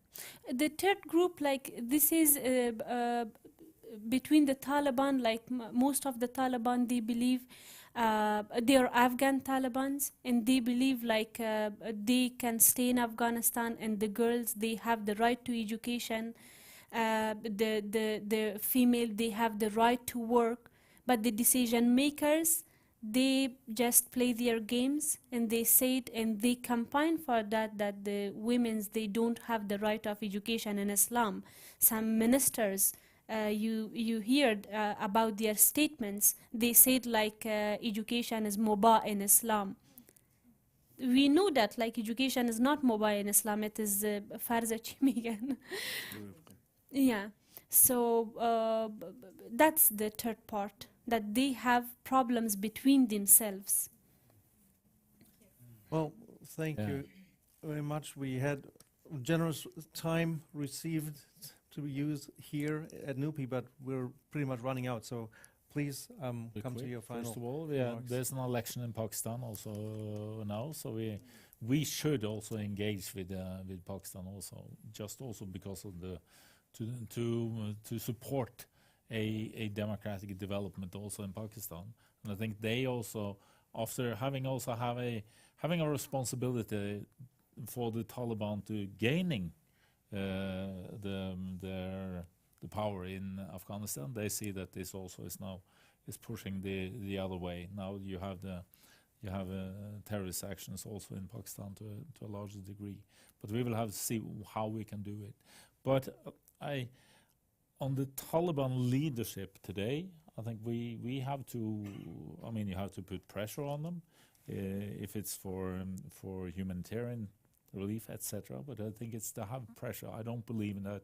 I don't think we can get anything through a dialogue or a country-to-country approach. I mean, we cannot recognize them. There, I think it's much more useful if we can to support the networks and the groups within Afghanistan. And when it is, as you say, you can have that, or hopefully it's possible over time to get a bottom-up negotiation in a way, that you have groupings and networks. Yes. And I think it's those groupings and networks within Afghanistan that may also be in a position to see the cracks in the Taliban in a way, and see also where the possibilities for change are. And that's also in a way bottom up and not a government-to-government dialogue. I think that is wrong to go that approach where we are today. I introduced. Sorry, we have to leave the room. So, sorry.